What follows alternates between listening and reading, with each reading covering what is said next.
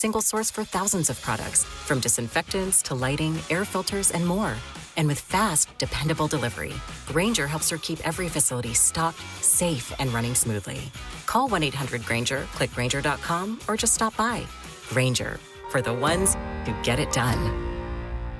Hi, it's LeBron. The Lakers play here. 710 ESPN. KSPN, Los Angeles. A Good Karma Brands radio station. The Sedano and Kap Morning Show is on the air. Here is Amin Thompson. Thompson right to the rim again, and they block him from behind. Now Reeves has got it. Reeves into the front court. Give it to LeBron. Three-pointer by LeBron. It's good. Lakers pouring it on. Largest lead of the night. 49-31 LA. This is LeBron. You're waking up, the morning show. ESPN LA 710 and the ESPN app. Let's do that again. The biggest show in ESPN LA history. LA's only local sports morning show. Here comes Bronny into the front court. 15 seconds to go. And the Lakers are going to win by 20. 98-78. Game over. Series over. And the Lakers advance to round 2 to take on the Oklahoma City Thunder. Did you have me on your show to berate me? Is that what you're doing now? Scott Kaplan, eat a fat one, bro. Thank you for letting me share in your aura. How do you say his name? Asminger? Asminger. On 710 ESPN. The all-new ESPN LA app. And on YouTube at ESPN Los Angeles. Give me a freaking break. We're bigger than U.S. Steel. What a catch by the tight end. Gungus. Right now. Wow, that's crazy. Well, you want to woo-woo? I've danced with the devil. It is smooth, baby. Yeah. Free mahi mahi, free mahi mahi. Everything needs to be Dodger-related addressed to Bergie. Yeah, come on. Oh, my God. Boom, yeah.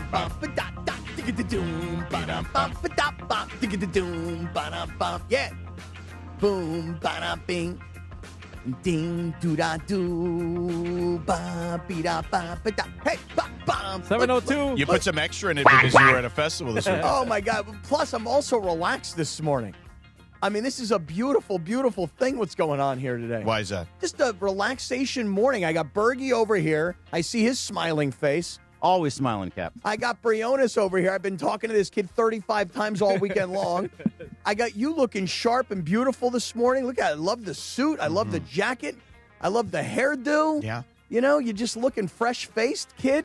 You know? Morales isn't here to stress me out like a mofo. Yeah. Lynn's is still taking care of her personal business back in Cleveland. We got ball to talk about. I'm feeling great this morning. God, I missed you guys. Well, and you forgot the Lakers one. Oh, well, that made my life so much easier this weekend. Yeah. Let me tell you something. Them winning on Friday made your life, because you had to watch a game on yesterday. Oh, forget it. Yeah. You would have been up the creek with your significant other. Oh, listen, I was a year ago when my girlfriend booked a hotel room for this Beach Life Festival in Redondo this weekend, which was awesome. Yeah. I hadn't even looked at the calendar. You know, you say know the calendar, bro? Yeah, bro. I didn't look at the calendar and go, well, you know, the Lakers could be in the middle of a playoff series. Right. And then if they would have lost on Friday night and then played yesterday, she'd have been like, come on, we're going to go see Sheryl Crow. We're going to go see James Taylor. I'd be like, no, I'm sitting in the hotel room. I'm watching the Laker game. Yeah. She's like, take it on your phone. No, I can't watch this on my phone. I got to watch this on a big screen. Yeah. I can't watch it at a concert. I need to listen to it on TV. Yeah. So, yes, the Lakers did me a massive favor by winning on LeBron Friday. did you a massive favor, which I feel like the irony in that is hilarious, personally. You think so, huh? Yeah. Hey, listen, me and LeBron are now, like, on the same page. Now you're on the same page? We're like coup d'état. Yeah. You know what I'm saying? Yeah. Yes. Do you know what that means? No. Oh, yeah. Well, it means we're tight. Oh, okay. That's French for we're tight. Well, good. I'll brush up on my babble next time. Yeah, look, LeBron was amazing in that game. It and we were worried about, and understandably so, about the lack of rest. But this ain't his first rodeo by any stretch of the imagination, and they were able to put that game away fairly early. Like, you kind of were sitting there wondering, like, okay, are the Rockets just going to start hitting some shots at any point? It never happened, and a young team became a young team, And that was kind of the issue. So, last week when Minnesota beat Denver, Yeah. Here you have that was an incredible place. I was there. It was incredible. Like, honestly, I think that everyone in the entire building was fired up for the game. I don't think they knew what to expect in the game, but that emotion kept carrying over. And I really felt like the emotion of the building helped that team in a way that was tangible. Well, it's funny the way I just set that up. The way Minnesota beat Denver last week, as if you weren't there, Right. as if you weren't there to witness the whole thing. We were texting during that game because that building was you could feel everybody standing and around the court, kind of the way Charlotte earlier in the postseason, I guess in the play-in, you could just feel the vibe and the energy off TV. Yeah. What I was able to see and feel looking at Minnesota, who's down not just two of their star players, three of their most productive players. My point is only this, is that when I watched that game last week, and we talked about this on Friday when you weren't here, we talked about it with Geeter. You had a team in Minnesota that just looked like they wanted it more, But I said to Geeter on Friday, it's not about the Lakers who wants it more. This isn't about football. Come on, let's run through a wall for our coach. It's not about who wants it more in the game 6 between the Lakers this past Friday night. Mm-hmm. The thing is that it was about, could they find the energy? For me, could they, on short rest with travel, could they find the energy? And to your point, it almost looked like the old man's heart against the young team's legs. Right. And that's really, I think, as we go forward into this Oklahoma City series, that's to me what this really comes down to. You have the heart of LeBron, who has been there and done it, and these kids in the Oklahoma City locker room had posters of him up on their walls when they were kids. But they're an army.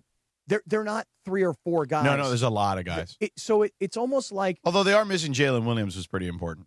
But still, though, it doesn't it feel like it's like LeBron is that one guy. All those movies where like guys are outnumbered. He's like Jon Snow against the what were they? White Walkers. Right. Yeah. So like it's one guy with a sword, and then there's like 5,000 dudes running at him, and they're all on horses, and they've got great equipment, and they've got the numbers, and there's just one guy standing there with a sword, and he got to take on that entire army by himself. Yeah. That's LeBron against Oklahoma City. Yeah.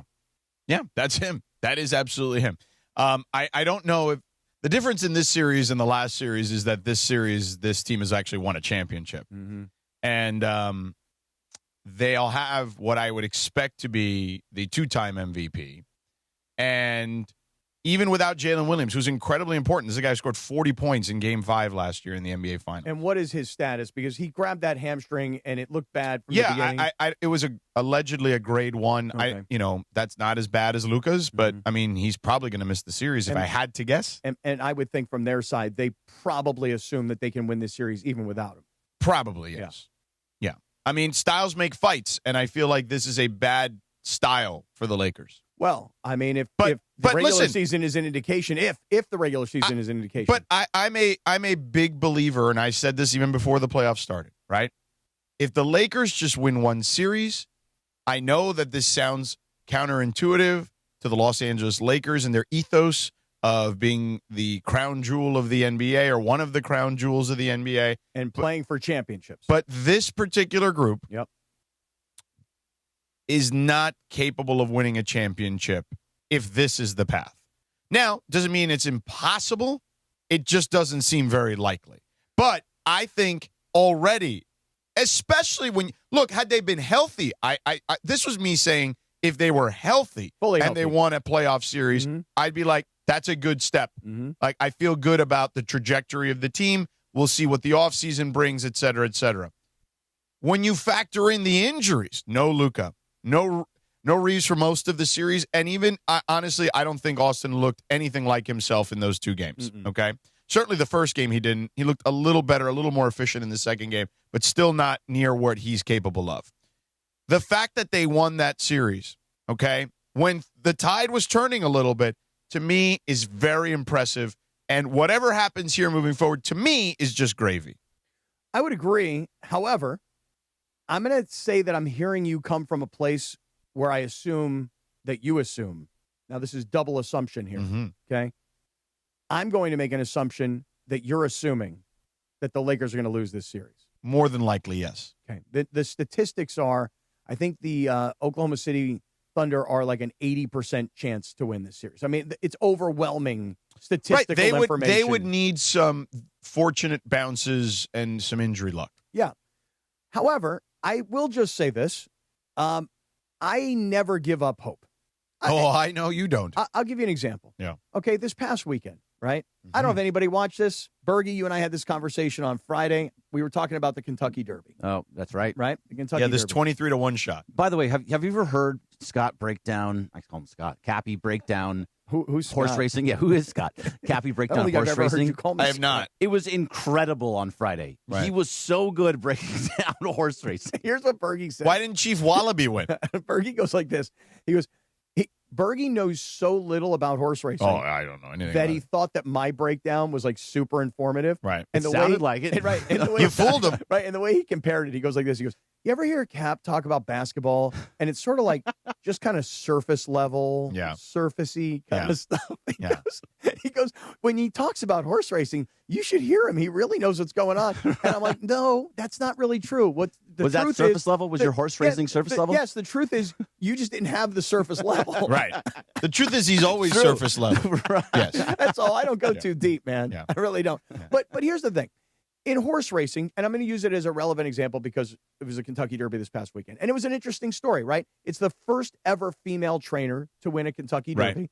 And the horse, if you watch the race, which I don't know if anybody here ever cared. The horse. The horse went from dead last to win the Kentucky Derby. Mm-hmm. And that's a hard thing to do because if you watch the horse's route around the track, this horse will have run probably more steps than anybody else because eventually he had to go to the outside and go. Right. So here's the point. The horse was 23-1.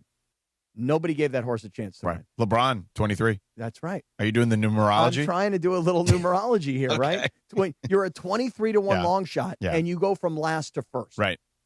LeBron is taking a group that everybody said would lose against Houston. Right. And now he's bringing them up against the defending champions. What's the likelihood that the Lakers are going to win? Very, very slim. Right. But you see, they still got to put the horses on the track. And regardless of what the odds say, there's still a horse race going on. Right. And when the race is over, George, if you go back and you look at the past performances of all of those horses, Yes. you'd probably find some stat somewhere that goes, gosh, I missed that. I never thought about that. Why didn't I think about that? Yeah. That's how that horse won that race. Right. The Lakers, I'm not going to give up on them. I'm not going to just make an assumption that now you're smiling at me. I am. Because you That's think cute. It's cute. You only think you don't It's think cute. come on. Look, the Lakers are huge They underdogs. would. I just told you they would need some bounces and some injury luck to go their way. Okay. So I mean, it's not impossible. right. I mean, look, take a look around the rest of the NBA, right? Yeah. Like Jason Tatum. Yeah. You were there the first night that he came back. Right. And it's a different leg this time. And it was a great story. Yeah. Right? This kid comes back, he's putting his body on the line for his team, and then you get to game 7. Yeah. And you can't go. Yeah. Can't go. And you're like, It well, didn't look good with Game 6 when it happened. yeah, like so who knows what might happen here? Right. Sure. You're not giving this much. I mean, again, all those something like that could happen. It could help the Lakers. But if it doesn't, I don't know how close this is going to be. Yeah, but Cappy, it'd have to be like everybody. Like Well, Caruso. not everybody. It would have to be like Shea. Caruso. No, it would have and to, no, Chet. no, it would have to be Shea. Have to be Shea? It'd have Just to be Shea. So Shea. you think just Shea going down? If Shea goes down, then they've got a shot. They got a puncher's chance. I mean, he's the MVP for God's sake. right, but the rest of the team is still. Yeah, they're- but they go 10 deep. he's absolutely the head of the snake, and it's not even close. Right, and especially with Jalen Williams being down. But Correct. If Jalen Williams was healthy and Shea went down, maybe, I mean, it would still help, no question. But you'd probably still favor OKC. But without Jalen Williams, if Shea were to go down, and again, Shea, there's nothing wrong with Shea, just if anyone's just tuning We're in. just like coming up with scenarios that Right. might actually Yeah. help. Yeah. so if Shea and Jalen both were down, Yeah. it'd go 7. Because I don't think they're still sweep. They're not going to sweep or win in 5. Yeah, it would be a competitive series in that scenario, for sure. Right. But I don't have a lot of faith. I got to be honest with you. We can root for them, but Sure. but it's not. It does not look. Listen, I just want one. It's great for business if they keep going. right. Okay, stretch this out as long as you can. Yeah. Okay, if you somehow luck into it, doesn't matter. Okay, how you get there. All right, it's how you. It's just how it happens, right? How it unfolds. Indiana is a perfect example. Indiana faced the last 2 seasons, but last year in particular, remember, who did they face in the first round? Milwaukee, right? No Dame. Dame tore his Achilles, right? No Giannis, right? In the second round, they faced another team off the top of my head who I can't remember, who they beat, who also had injury issues. And then they had those crazy bounces against the Knicks. Mm-hmm. You know what I mean? Like Tyrese Halliburton hit the same shot R.J. Barrett hit against Cleveland the other night. So it can happen. Like Indiana was not supposed to get to the finals last year. So with Luka still being out, and I mean, there's just been no reporting that makes it sound like he's anywhere closer to coming back. Doesn't seem so. Even if you had a healthy Luka and a healthy AR and a healthy LeBron, the numbers would still show you that what happened this past season during the regular season was Oklahoma City just motorboating the Lakers. Right. So, and then, of course, we know what happened in the game where they got hurt on April 2nd. Austin and Luka both got hurt. So then the next game, which was 2 days or 2 games later, because remember, the Lakers lost to Oklahoma City. They were shell-shocked. They went and lost to Dallas. Then they came home to face Oklahoma City. And at this point now, they have no idea what's going on. And they got hammered again. So the numbers would tell you that the Lakers don't stand a chance. But I'm going to pose it this way. It is the heart of the old man versus the army that is these young kids. And so can the old man who mustered up all that energy on Friday night on short rest after, the overtime game 3 miracle, after losing 2 straight, after no energy whatsoever in the building last week here in L.A., can the old man muster enough will to say to this group of, who could have ever believed these would be the Lakers? This ragtag group of Lakers. Right. I was trying to think of I don't want to call them scrubs. I just don't feel that, I got to give these guys their respect. But compared to Oklahoma City, LeBron is showing up outmanned. No question. Outarmed. Yeah. Go ahead. It's 7:17, and you know what you could have done since the Sedano and Kap morning show started? You could send all of your will towards LeBron to help him move forward.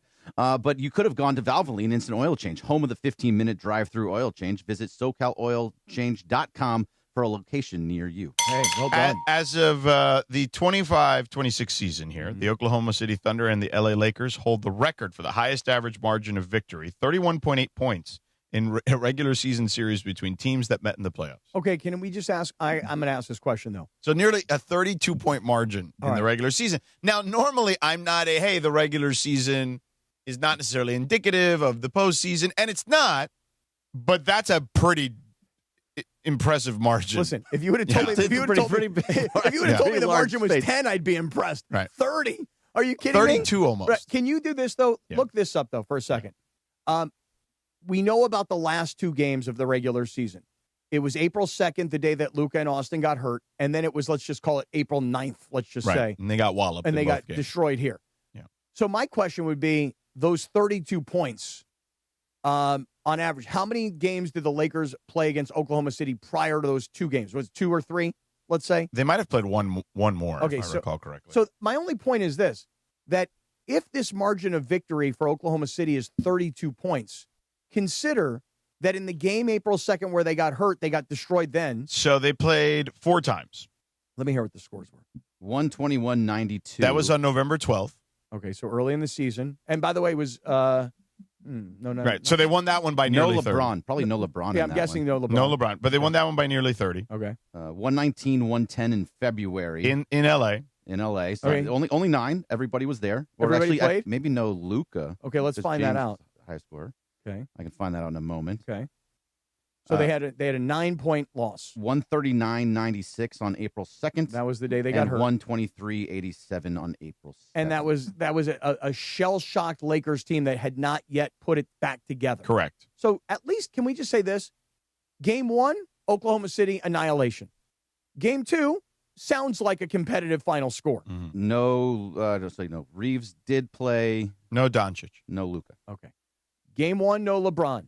Got hammered. Game 2, no Luka. Competitive final score. Game 3, Luka and AR both get hurt.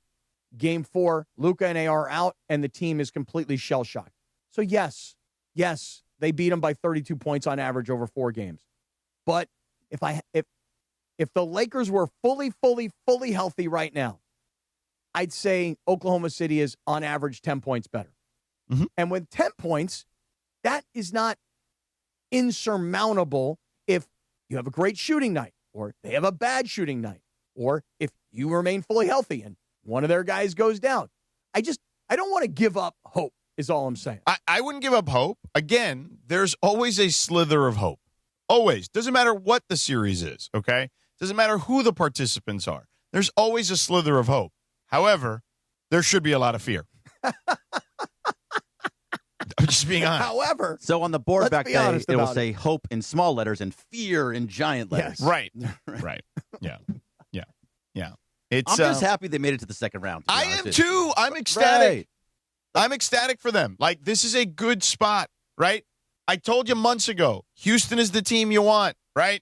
They got them. Even in a dilapidated state, they were able to beat them. That's awesome. There's a great story to tell for next season. I know that's not what they're thinking about. I know that's not what fans are going to be thinking about. But I'm just trying to tell you, enjoy the ride. Whatever it is, enjoy it. You got 6 games. First of all, the 3 games, you were like, oh, my God, I can't believe this is so awesome. This is great. We're going to sweep. We're so good. And then all of a sudden, we're so good. And then all of a sudden it was, oh, no, they just won 1. We're going to, and then they win the second game. You're like, uh-oh. Everyone's starting to worry all of a sudden. LeBron, oh, my God, he's only got 1 game, 1 day off between games. And then LeBron goes out there and flexes and takes care of business. And now you can relax for a second. And then it's, oh, crap, now it's OKC. Yeah, right. And it's like, well, they're not that bad. They're not that tough. They're missing Jalen Williams. Right. No, look, I'm trying to find reasons. You to can tell talk you yourself into it right. a little bit. It's not really that bad. There's not that much disparity between the two teams. And again, all it takes is just a weird night. It's 7 games, okay? Strange things can happen. I'm not trying to rain on the parade just yet, okay? Let's see what game 1 what happens with game 1. I don't think it's likely that they win the series, but I don't want to rain on the parade just yet because crazy things happen in a playoff series. It does. Like, again, we've just witnessed it last season where an Indiana Pacers team that had gone to the Eastern Conference Finals, was okay during the regular season, found their way to the finals last year. And if anything, that should be hopeful for Laker fans because, you know, their path was not an ideal path. And they got there. So who knows? And look, I'm not going to tell you that, you know, Orlando, who had a 3-1 lead over Detroit, like as if Orlando's or Oklahoma City and they're insurmountable. At 3-1, I still felt like Detroit was going to come back and win that series. Yeah. On the other hand, when Philadelphia beat Boston, and again, Boston is not necessarily Oklahoma City, but I think most people thought Boston was going to cruise to this victory. And I got to give it up to Philadelphia, who came back from a 3-1 lead and did it on Boston's floor. Right. And interestingly enough, I think that the Philadelphia thing has kind of it is, I think, opened people's eyes to a certain aspect of the way you can play in today's NBA. We can get to that in a little bit. And there's also some more stuff that we've got for you regarding OKC and the Lakers and just both hope and fear, let's say. We'll have that for you on the other side. But first, let's talk about our friend Jacob and Ronnie. Let's do it. Say you're headed across town, maybe trying to get to work without missing another light on Olympic, and then a bus driver makes a sudden move. You don't see it coming, and then bam, right? When it's a city bus, shuttle, or tour bus, the whole thing gets complicated fast, Cappy. Yeah, there's different rules. There's different insurance. There's a lot more finger pointing, and there are not a lot of straight answers. And that's why we recommend that if you get into a situation like this, it's super simple. You just call Jacob. Yep, 800-345-6789. The law offices of Jacob and Ronnie know how to look at a bus accident in those particular cases and figure out who's responsible and deal with the claims process before it starts wearing you down, Cap. Yeah, and it's a free consultation. That's the whole key to it all. A no-obligation case review. And here's maybe the most important thing, especially when you're thinking about, well, how the hell am I going to pay for this? You don't pay anything. No fee.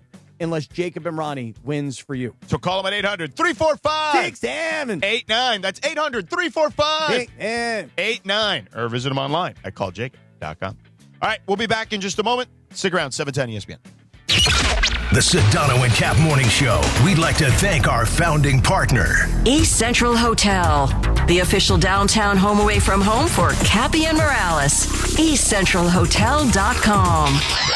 This is the Sedano and Kap Morning Show. Pizza Hut is bringing the heat with their new hand-tossed crust. Crispy and golden on the outside, soft and fluffy on the inside, finished with buttery garlic parm seasoning in every bite. And right now, grab a large pizza with any 3 toppings for just $11.99, delivery or carryout. When you're hungry for big flavor, keep the Pizza Hut coming with the $11.99 large 3-topping deal. Order now at pizzahut.com or download the Pizza Hut app. Limited time offer. Additional charges for extra cheese and toppings, stuffed crust, and original pan.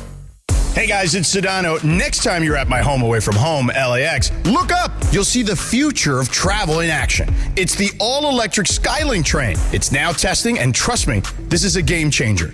What does it take to build a champion? It takes round-the-clock preparation. And soon, Skylink will connect you to the airport terminals, the new rental car center, and LA Metro. From practice to prime time, the LAX Skylink. Fast, free, and built for LA. In testing now to help you skip the traffic later. Buenos dias. At Uline, the prevailing opinion is, if you don't live it, you don't believe it.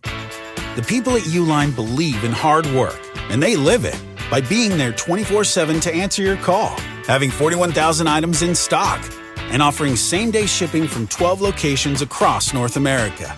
Business owners, sellers, buyers, shippers, and packers believe it. Uline is the hard-working, dependable source for your shipping and industrial supplies. Visit uline.com.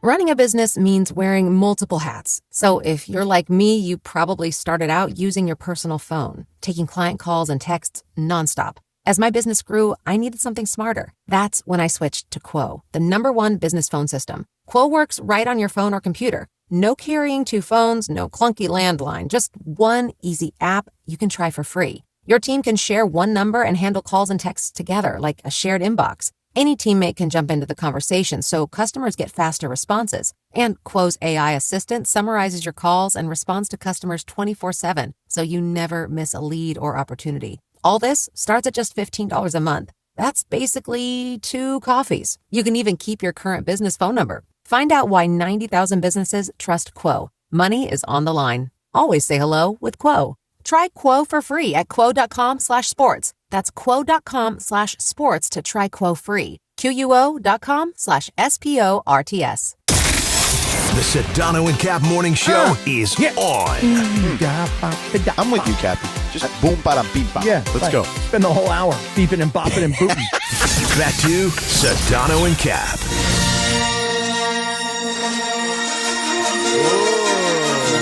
I know.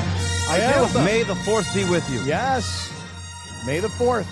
Now, this is kind of for like Star Wars geeks, and I'm not one of them. Same.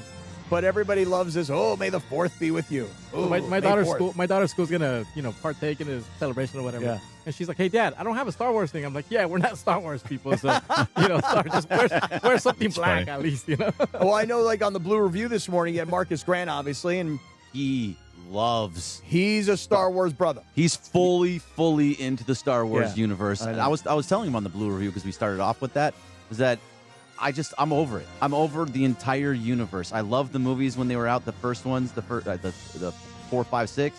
Everything else has been trash.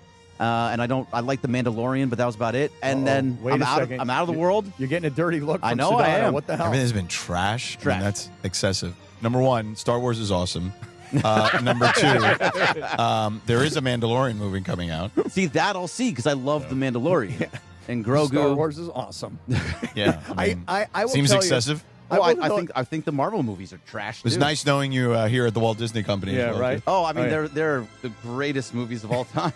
Andor, I like Andor. Diego Luna in it. I used to give my ex-brother-in-law a hard time because he was one of those brothers that would have like one of those like R2-D2s as decor in his home. This is a married man, children and stuff. I'm like, yo, you got R2-D2 over there? Really, bro? He's like, yeah, isn't that awesome? I'm like, no, I want to divorce your sister. Hold on, my boss is calling me. Oh, really? This guy. Yeah, may the 4th be with you. Yeah. All right. Again, I tried to go back and watch the original score Star of this, Wars. the music in this movie is always fantastic. Listen to that.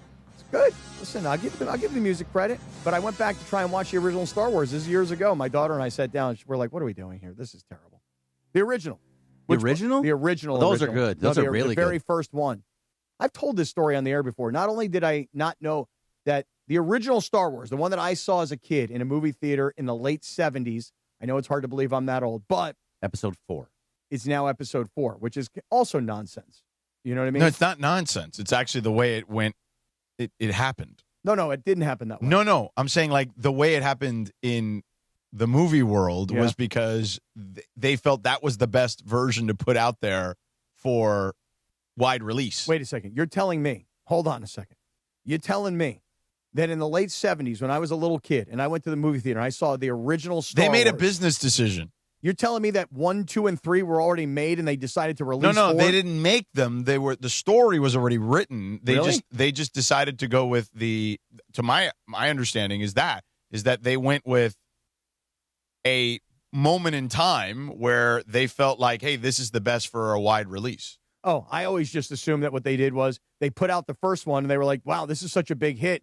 We got to do the next one, the next one, the next one. And then they went, well, wait a second. Why are we doing all the next ones? Why don't we tell everybody the story of what happened before that actually came out? So then we go out and we go, here's 1, here's 2, here's 3, and the original, that's now number 4. That doesn't make a lot of sense to me. But if you're trying to make money, it makes a whole lot of sense to me. Right. You know? I mean, so Star Wars is awesome. You hear that, Bergie? Yeah, it's the greatest thing out there. Love it so much. It's the greatest thing. Of all things, It's the greatest thing. It's of the all greatest things. of the movies. Okay. The franchise is fantastic. You say so. They do. All right. Well, good thing George reminded us that this is a Yeah, Disney product. look, I'm reading it here. Lucas wrote a 2-page synopsis that was significantly different from the final film.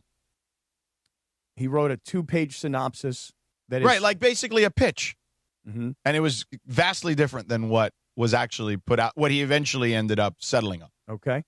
So he had the whole story before. Well, I don't know if he had the whole story. I'm just saying he clearly had some level of the story written before Luke Skywalker was a grown person. Mm-hmm. This is the new thing, though, and it's been new for a while where. That's what it says here. Okay. Well, their sequels were fine. Because now we do prequels, too. So when you have a big property like this, there's money to be made on the backside, and there's also money to be made on the pre-front side. Does that make any sense? So he decided to write the different trilogies according to this, and we'll get back to basketball here in a second. After Empire Strikes Back, which was number 2, the second movie you saw. Yeah. Yes. Right. Then he started to cultivate the ideas for the front end and the back end. Mm-hmm. So there you have it. All right. Well, happy May 4th, everybody. May the 4th be with you. And for those of you that are like me are not really Star Wars brothers, I mean, just whatever, just go with it all day today. You know, just deal with it. Like you're gonna what games? Like, do anybody have games tonight where they're like, hey, it's the Star Wars night. You know, come on out tonight. To Maybe Dodger in baseball, Stadium. probably. Yeah. Baseball. The Dodgers do it whenever they play here on May 4th. Mm-hmm. I mean, the Dodgers, we'll get to them in a second. The Dodgers. Because they have had a rough go here recently. Sure have. But let's finish having this conversation, well, at least for the moment, with the Lakers. All right. So what is a result in this series where they don't win that you're satisfied with? I would say this is going to sound really low expectation type stuff here, but I would say that if you could take this series to 5 games. Just 5. Yeah, because I think, look, here's the thing. When you go back a couple of years, and remember when they lost to Denver and they got swept, they got knocked out, and it wasn't even competitive. Like, I mean, the games were competitive, but like at the end, they were swept by the Nuggets. Correct. You know, like you look back and you go, man, these guys got swept. And what will happen, unfortunately, is people will be like, man, we got swept by Oklahoma City. We stink. We lost by 30 points every night. And it's like, yeah, but look what it took to get here. So let's not forget that LeBron James, who I know there are plenty of fans out there that have not loved LeBron James as a Laker. For me, I will admit this to you guys. I'm a critic and I'm a cynic. But I'll just say this, that when I asked questions like, could he do this? Will he do this? Those answers were, yes, he can. Yes, he will. And then ultimately it was like, hey, do you still have anything left in the tank to put everybody on your back? And the answer was yet again a resounding yes. So for me, new level of respect for this iteration of old guy LeBron. But the expectations in this series are so low that if you could just win a game and make this series look competitive, I think you could write this season off and go, given everything that happened, LeBron's injury at the beginning, what happened in March, where the team came together and went on that crazy run, the injuries, I'm not going to call it a rebuild, but the restart, the reboot, if you will, in the final few games of the regular season. And then having everybody write you off against Houston only to win that series. And as you described, up 3-0, we're great. All of a sudden they win 2 games. Trouble. And to go on the road and win. So I'm really impressed with what the Lakers have done given the circumstances. And obviously, nobody really gives them much of a shot here. But if you could just win one game. You'd be okay with that. Bergman? So I'm satisfied already. I think just getting into the second round. Okay, so they get swept and you'd be fine. I would be totally fine if they get swept. Would you really be fine if they get swept and lose by 30 a game? I'm actually expecting that. So okay. So I expect them to get swept and lose every game pretty heavily. See, when you have that expectation and you only lose by 20 and you get swept, you're like, you know what, it wasn't that bad. It wasn't that bad. So also I'm gonna feel like it's gravy. Everything else is just better. If they win a game, I'll be like, wow, what a great series. It's even more than I ever thought it would be. So fair enough. All right, what about you? Yeah, I think just win a game. Don't get swept. That's it. Just win a game. I'd be fine with that. Just win a game, and I'm good. God, we sound like such losers. It's the reality of their situation. And by the way, there's a level of respect the head coach has for that team, and you could hear it yourself. I mean, here he is. Each individual guy has had some level of playoff adversity and had to build a scar tissue or confidence and the ability to work through that. I think each group has to do that. It's a hard-fought series against Houston. I think every level you go up in the playoffs, it gets harder. That's just the reality. We talked for the last 3 weeks about elevating. We have to elevate even more. This is we saw a stat in our morning meeting this morning, like of teams that have had back-to-back or even more than that, 10 or more better net ratings in consecutive seasons. You're talking about the 95-96 Bulls, the 96-97 Bulls, and then the 15-17 Warriors. You're literally talking about 2 of the greatest teams of all time. I said to a bunch of people yesterday, off-site, that were talking about this series to me. I said, the Thunder are one of the greatest teams ever in NBA history. That's just the reality. They're that good. I think our guys recognize that and respect that, and we know what kind of task we have in front of us. What did he say? He said they're one of the greatest teams in NBA history. Oh, sorry. I couldn't understand a word he said. Because you're concentrating on the basketballs? I can't freaking take it, man. There's got to be a moratorium on interviewing coaches and players while balls are being bounced and sneakers are being scratched. I actually feel like it's awesome. I like it a lot, actually. I like the back. Because then you definitely know who's talking. I can't understand a word he right? says. Thump, thump, thump. Because football and baseball, I could give you a soundbite. You may or may not know who the hell's even talking. But you know that's someone related to basketball because you hear the basketballs bouncing. Doing the sneaker scratching. Yeah. So, all right, look, I got it. Okay, JJ's making an interesting point. They have had a net rating, in regards to basically their win differential is greater than 10 the last 2 seasons, and the only teams that have done that have been the Bulls twice and the Warriors with Durant. So this Oklahoma City team that maybe people don't recognize yet as being one of the greatest teams in the history of the league, he's telling you, JJ Redick, that the numbers say they are. The Chicago Bulls here with Michael Jordan and Scottie Pippen and Phil Jackson and those teams. Here's the Chicago Bulls. Here's a record-setting Golden State Warriors team, Steph Curry's team, and Draymond Green and Steve Kerr. And yes, Kevin Durant joined that team. And that's an all-time historic great team.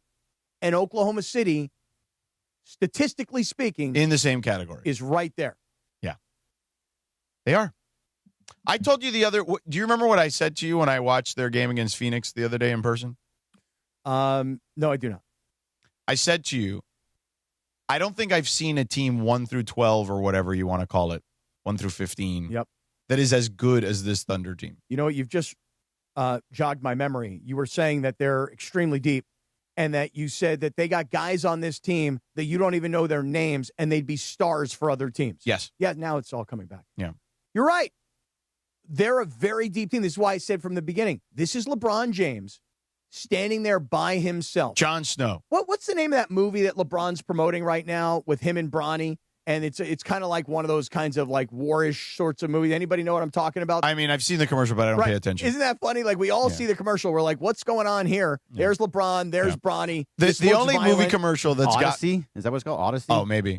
The only movie commercial that makes me laugh every time is the one when the plane crashes and then you got to deal with the shark. Oh, my God. It's like, wait a second. First, you got me in a plane crash, and as if that's not bad enough, I survived. I survived. I'm in the middle and now of the some ocean. shark's going to try to eat me. And now, what's the name of that movie? I don't know, but I've seen that commercial a million times. Yeah, Jaws and all of his brothers. Deep Water is the name of that movie. Deep Water. Yeah, it makes me laugh every time. Right. I'm like, wait a second. You survived the plane crash, and then you got to deal with this massive, like, great white shark. Right. This isn't that one pilot Sully who landed the plane in the river. New York Harbor. Right. Yeah. And people like got off the plane and they're standing on the wings. They're like, yo, bring a boat out here and get me off. You're in the middle of the ocean. You crashed. You survived. And you're like, now what do I do? The water's freezing. How are they ever going to find me? And then sharks are eating me. Right. Yeah. That's the only movie I've paid attention to during this run because it's just so ridiculous. We have breaking news. Some breaking news, and actually, we're taking it back a little bit. The Yankees are announcing that John Sterling, the legendary Yankees broadcaster, has died at the age of 87. Oh, man. Yankees win. He just retired last year. He just retired. He underwent heart bypass surgery this winter and was attended by healthcare aides at his home in Edgewater, New Jersey. That's terrible. That's Horrible. awful. Horrible. You want to hear worse? Seriously, like when people retire, like this is why I think you should never retire.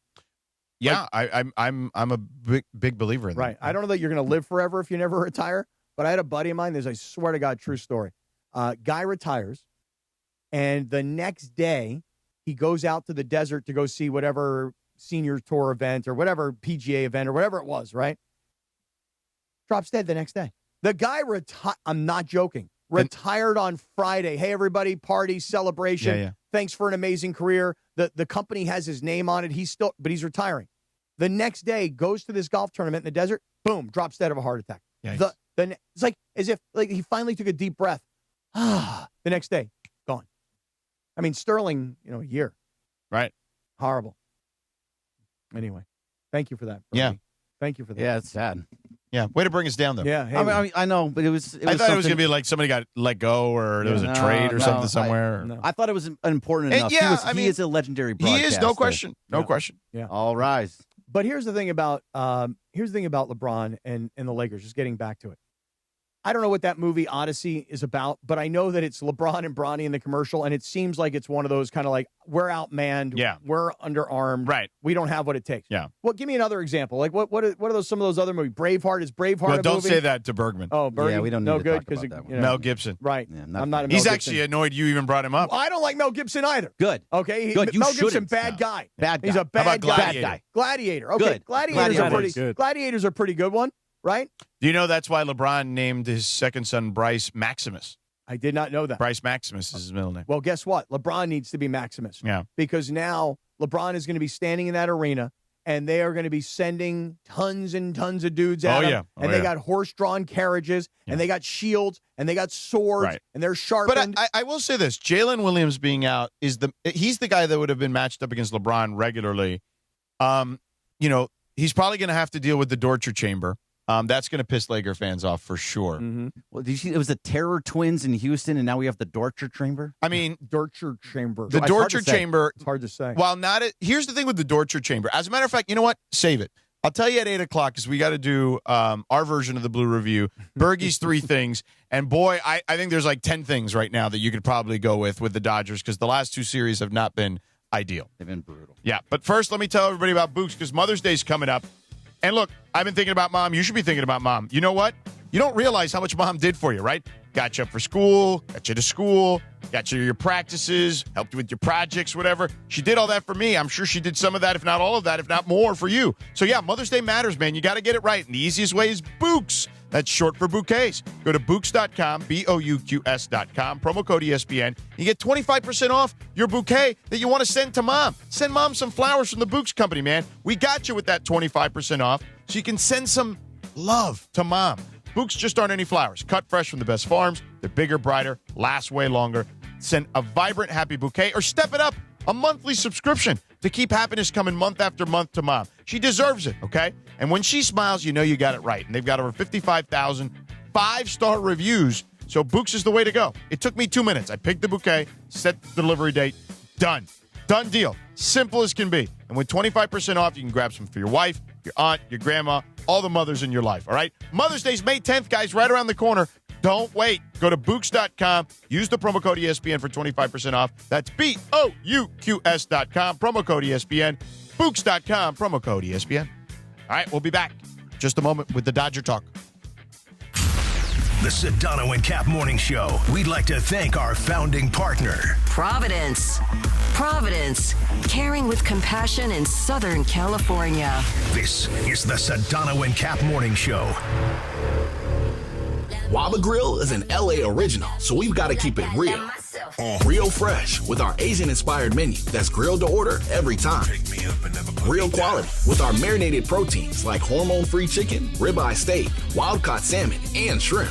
Head to Waba Grill for $5 happy hour, weekdays after 3 p.m. and try our new chili crisp dumplings, paired with a premium or beverage drink, like our delicious Thai tea, both for only $5. Only at Waba Grill. It's for you. We all hear the radio ads about the IRS. They tell you to be afraid, to be scared, and they try to frighten you into calling. I'm not here to do that. Tax Relief Advocates is different. TRA is here to tell you that if you owe money to the IRS, whether it's $5,000, $50,000, or $500,000, we have a solution. It doesn't matter if you're sitting in your car, at work, or with your kids. No matter where you are, call now. 800-575-1482. Don't lose hope. TRA can eliminate or reduce what you owe to the IRS. Generous programs are now available that can give you a fresh start. Our passion is taxes and helping individuals fix their IRS problems. We have over 1,000 5-star reviews on Google and an A+ with the Better Business Bureau. You don't need to be afraid of the IRS any longer. End your tax nightmare today by visiting us online at TRA.com or call 800-575-1482. That's 800-575-1482. Tax Relief Advocates. Real solutions for real people. Are you not entertained?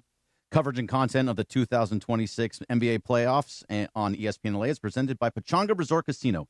Play your perfect combination at Pechanga Resort Casino, official Native American resort and casino of the Los Angeles Lakers. See for yourself what made readers of Newsweek and USA Today named Pechanga the best casino outside of Las Vegas. Visit Pechanga.com for more information.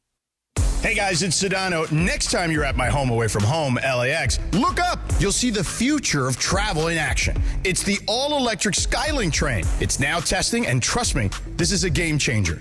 What does it take to build a champion? It takes round-the-clock preparation. And soon, Skylink will connect you to the airport terminals, the new rental car center, and LA Metro. From practice to prime time, the LAX Skylink. Fast, free, and built for LA. In testing now to help you skip the traffic later.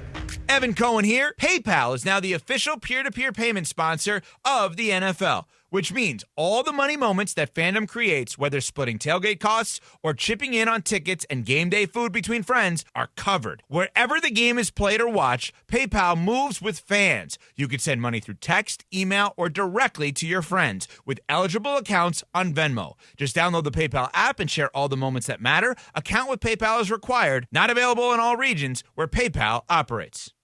Harry Douglas here. Game day brings the excitement. Your stay should feel just as memorable.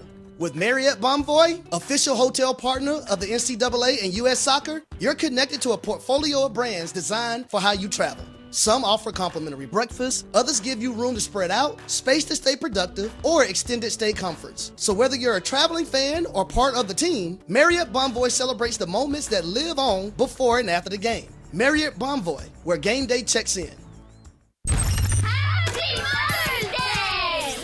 It's time for Sedano to take care of Mom for Mother's Day. Thanks to Burke Williams, ESPN LA's official recovery partner. Listen on Tuesday and Wednesday to the Sedano and Kap Morning Show. When you hear the cue to call, you have your chance to tell Sedano why you should win the ultimate reset for the mother in your life. What you gonna do on Mother's Day? I'm gonna celebrate with the mothers? The ultimate Mother's Day spa experience. From Burke Williams, the Sedano and Kap Morning Show, and ESPN LA. All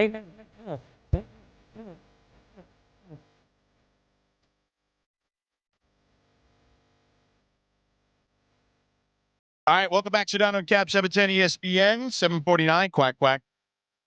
So in 2024, Kendrick Lamar released the single "Not Like Us" on this date. 2024 feels like it feels even longer, but what year is this? What year are we in? 2026. Only because it's a great song and it got so much play that I felt like it might. If you would have told me it was like 2022, I would have believed it. If you would have told me it was 2012, I would have believed it. Well, I don't know about that. Let's not get crazy, but it just feels like it's been around for so long and it's been played so much. That's a great song. You heard it so many It is. It's a great song though. But it ruined Drake's career. It did ruin Drake's career. Did it? I mean, we haven't heard much from Drake. Is what I would say. Everybody can always make a comeback. I mean, come on. I mean, sure. I mean, for crying out loud, I saw 90,000 people in SoFi for Kanye. You know what I mean? Like on back-to-back nights. So. No, I hear you. There is that. Hey, listen, Bergie, this was not a great couple of days for the Dodgers, although there's good news from yesterday's game. Let's start with the good news and work our way backwards. So go ahead. So Justin Robleski, again, had a great performance. Over and over again, he just keeps giving up no runs. He's given up 2 runs in his 5 starts. Amazing. He gave up 3 runs as a reliever one time, and ever since then, it's been 2 runs over 5 starts. He doesn't strike out a lot of guys. That's the interesting thing about the line. Yeah, he only had 1 yesterday. None. Zero yesterday? Yeah, I thought it was 1 yesterday. in the 6th inning. 6 hits, no runs, 1 walk, 0 strikeouts. Oh, there you go. Yeah, he doesn't strike guys out, which is fine. And it's crazy, too, because he throws hard. He has a 100-mile-per-hour fastball. So, and he hits that fastball and the slider over and over again. And he pitches to contact, which is the exact opposite of Roki Sasaki. So it just seems like there's going to be at some point, there's going to be a battle between these guys when Blake Snell comes back, who just pitched yesterday, by the way, also.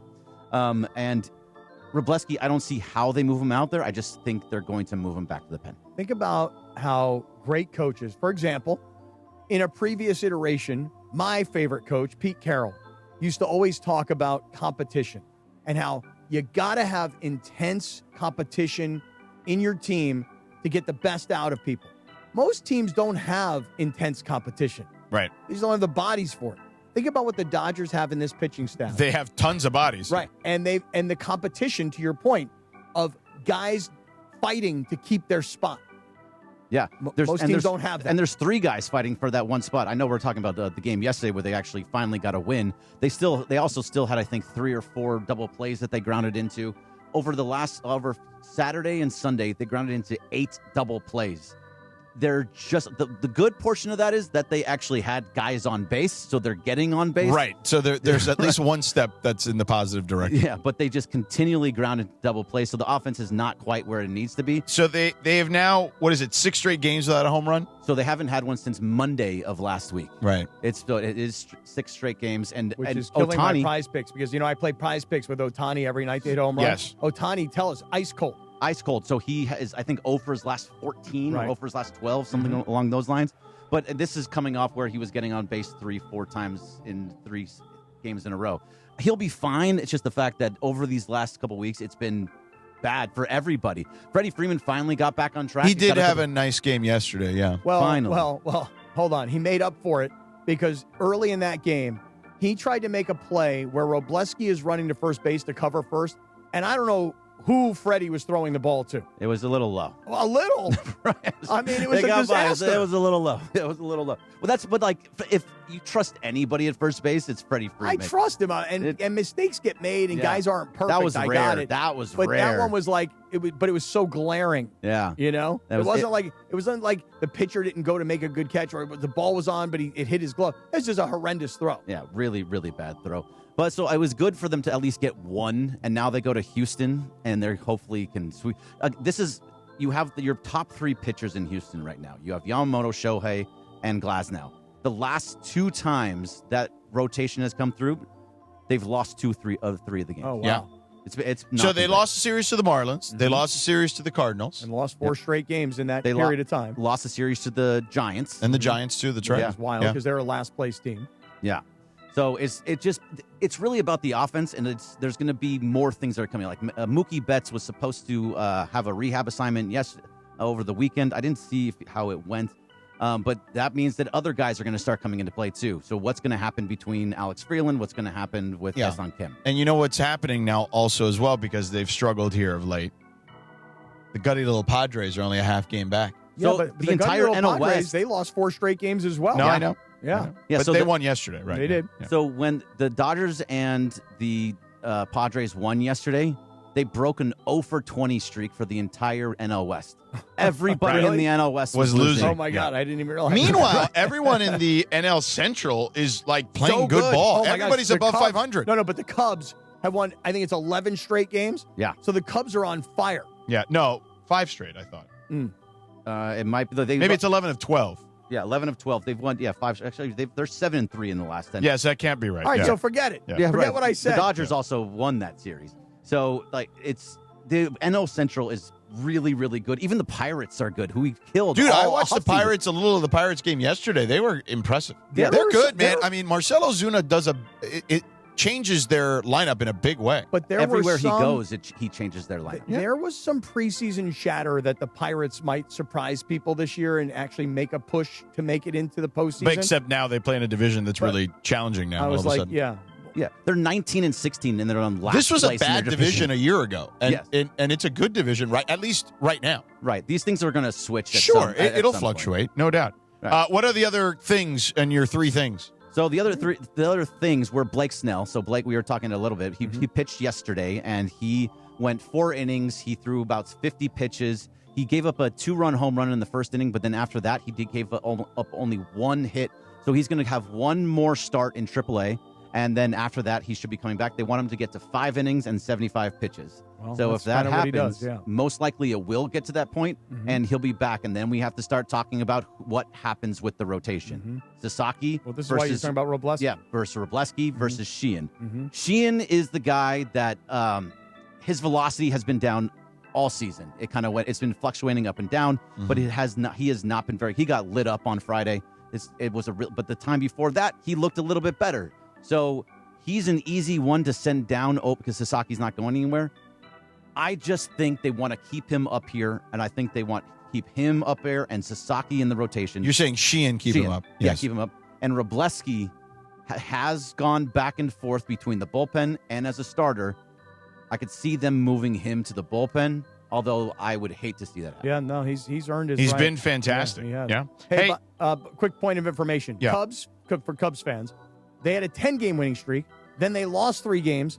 Then they now have a 5-game winning streak. Right. So there you go. And 2 of those were to the Dodgers. Yep. And Dodgers open up a 3-game set at Houston. Hey, starting tonight. One quick side note to yesterday's game. Dustin May was on the mound yesterday. Not Dusty May. No, not no. Dustin May was on the mound yesterday for Got the his St. Louis ring. Cardinals. Yeah. Hey, you know how when he pitched for the Dodgers, he had that long, like carrot top red hair. You know what I mean? I don't know what he's done, but he looks like he's a character out of Game of Thrones now. He looks like, because he got that big giant red beard, you know? Big bushy beard. Right. Yeah. So he went from having like the crazy carrot top locks, and I don't know if they're tucked up in the hat or what the deal is, they cut him. But man, now he got one of them big old Game of Thrones red beards, man. He's scary. Yeah. And he's looked a lot better, too. So what's great was that on his back, yesterday was May 3rd. He was number 3, and it said May 3. Yeah. That's actually kind of cool. All right. Coming up next, let's get back to the Lakers in OKC. Who's the guy you're going to hate the most in this series? We'll get to that. Plus, we'll go around the NBA and what went down this past weekend and how things are starting to shape up in a certain way. We'll get to all that coming up. Stick around, 710 ESPN. And you can always use more Laker talk in your life. Join DeAndre Hawkins, Young D, on Lakers Talk Daily every weekday morning at 11 a.m. on the ESPN LA YouTube channel. You'll get an in-depth breakdown of what the Lakers are doing well and what they need to do to upset the Thunder. That's 11 a.m. on the ESPN LA YouTube channel, your home of Lakers basketball, ESPN LA. The Sedano and Kap Morning Show. For Mother's Day, I'm taking Mom to brunch at Morongo. I'm letting her pick up the tab.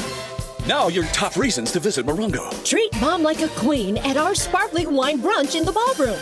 Mother's Day, 11 a.m. to 1 p.m. Number 2. Melt Mom's stress away with the spa day at Sage Spa. And the number 1 reason. Show Mom a special weekend with the Casita because Mom deserves her own private plunge pool. Book before we sell out. Morongo, good times. Call Jacob. Hey, Cappy, listen, you get into an action, you call Jacob at 800-345-6789, and there's steps to this. Step 1, get safe. Yeah, step 2, get medical care. Step 3, document everything. Step 4, do not guess what you should say to insurance companies. No, and step 5, count on Jacob. Count on Jacob. Accident or injury, call Jacob and Ronnie. Call Jacob 1-800-345-6789. Call Jacob. This is John Ireland. Here in LA, we got tired of wondering what was in our tap water. So we installed a Life Source whole house water system. One system, better tasting water from every tap. No harsh chlorine taste, no salt, no hassle. Life Source is an essential home appliance. Call the Life Source Water California factory at 800-WATER-99 or visit lifesourcewater.com for limited time, factory direct pricing, and free installation. Life Source Water. Taste and feel the difference. Warranty limitations apply. Hey LA, it's Bethel Duran. Head to Northridge Toyota and Wondery Toyota today and drive off in a brand new, beautiful 2026 Toyota Tacoma SR5 for just $209 a month on a 36-month lease. $209 for a Tacoma? You already know it's got to be Northridge and Wondery Toyota. Any trade you own outright is your down payment. It's a limited time offer. Nobody's going to take care of you like my guys at Wondery's and Northridge Toyota. 2026 Toyota Tacoma SR5 iForce 2.4-cylinder turbo 5-foot bed, double cab 4x2 RWD model. MSRP $40,628. Base 10,000 miles per year and excludes tax, title, license, and dollar fees. Hey guys, it's Sedano. Next time you're at my home away from home, LAX, look up. You'll see the future of travel in action. It's the all-electric Skylink train. It's now testing, and trust me, this is a game changer. What does it take to build a champion? It takes round-the-clock preparation. And soon, Skylink will connect you to the airport terminals, the new rental car center, and LA Metro. From practice to prime time, the LAX Skylink. Fast, free, and built for LA. In testing now to help you skip the traffic later. Chris Canty here. PayPal is now the official peer-to-peer payment sponsor of the NFL, which means all the money moments that your fandom creates, whether splitting tailgate costs or chipping in on tickets and game day food between friends, are covered. Wherever the game is played or watched, PayPal moves with fans. You can send money through text, email, or directly to your friends with eligible accounts on Venmo. Just download the PayPal app and share all the moments that matter. Account with PayPal is required, not available in all regions where PayPal operates. Bundling your home and auto with Progressive could help you save without sacrificing quality. It's the smart thing to do. And as a hockey fan, you always know the smart thing to do. Shoot the puck! And you let the players know it. Shoot the puck! All game. Shoot it! Come on, shoot! And sometimes even after. Man, rough game, huh? Yeah, they should have shot the puck. So bundle your home and auto with Progressive. It's the smart thing to do. But you already knew that. Get a quote at Progressive.com. Progressive Casualty Insurance Company affiliates and other insurers. Not available in all states or situations. The home of USC football. And now the home of The Rich Eisen Show. Weekdays 9 a.m. to noon. KSPN Los Angeles. A Good Karma Brands radio station. You're hanging out with the Sedano and Kap Morning Show. Especially on lighter days like today, we're just going to make ourselves laugh. Why the hell not? Why the hell not? Let's feel good today. Let's feel good. More Sedano and Kap. Come on, kid. Just have fun. Right.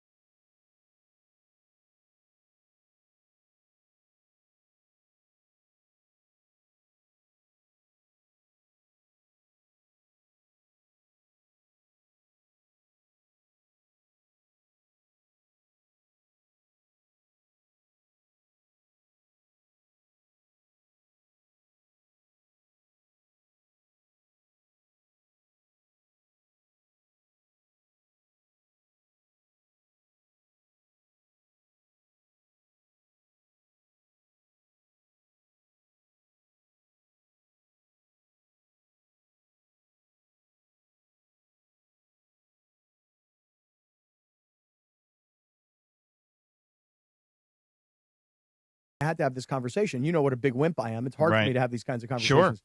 Hey, babe, would you mind not going? Like, would that be okay? Like, to not go because it's her weekend and Mom will be there, and drama could happen. I know it wouldn't be you. You would never do such a thing. But Right. Ex-wife might. Right. So in 2 weeks, Just to avoid that. right? Let's just avoid any trouble, right? Right. So I even said to my daughter, I said, listen, because of course I can't have a conversation with the ex. I said, why don't you ask your mom if she would like to have like dinner after the graduation, right? Listen to how this weekend's going. Mm-hmm. Friday, my ex-wife and her parents are hosting a dinner for all of my kids. Mm-hmm. Saturday, there's the graduation from the actual school itself. Right. Then they're having a lunch. My ex-wife, my ex-in-laws, and all of my kids. Yeah. Then Saturday. Where are night- you in this equation? Oh, I'm nowhere to Yeah, be yeah, found. yeah, I'm like, yeah. you know. You're not allowed at any of it? No, I'm not even. I'm literally not invited to any of it, right? Then Saturday night, after the full graduation of the whole university, then I have a dinner with my 4 kids. They're not invited. The next day. So then why doesn't Rachel just come then? Well, I don't know. The next day. If you're not invited to any of that stuff, then might as well just you guys go. I'm with Sedano. The next day, my daughter already planned like a brunch, like a celebration brunch, and then a late night dinner, and it's just me.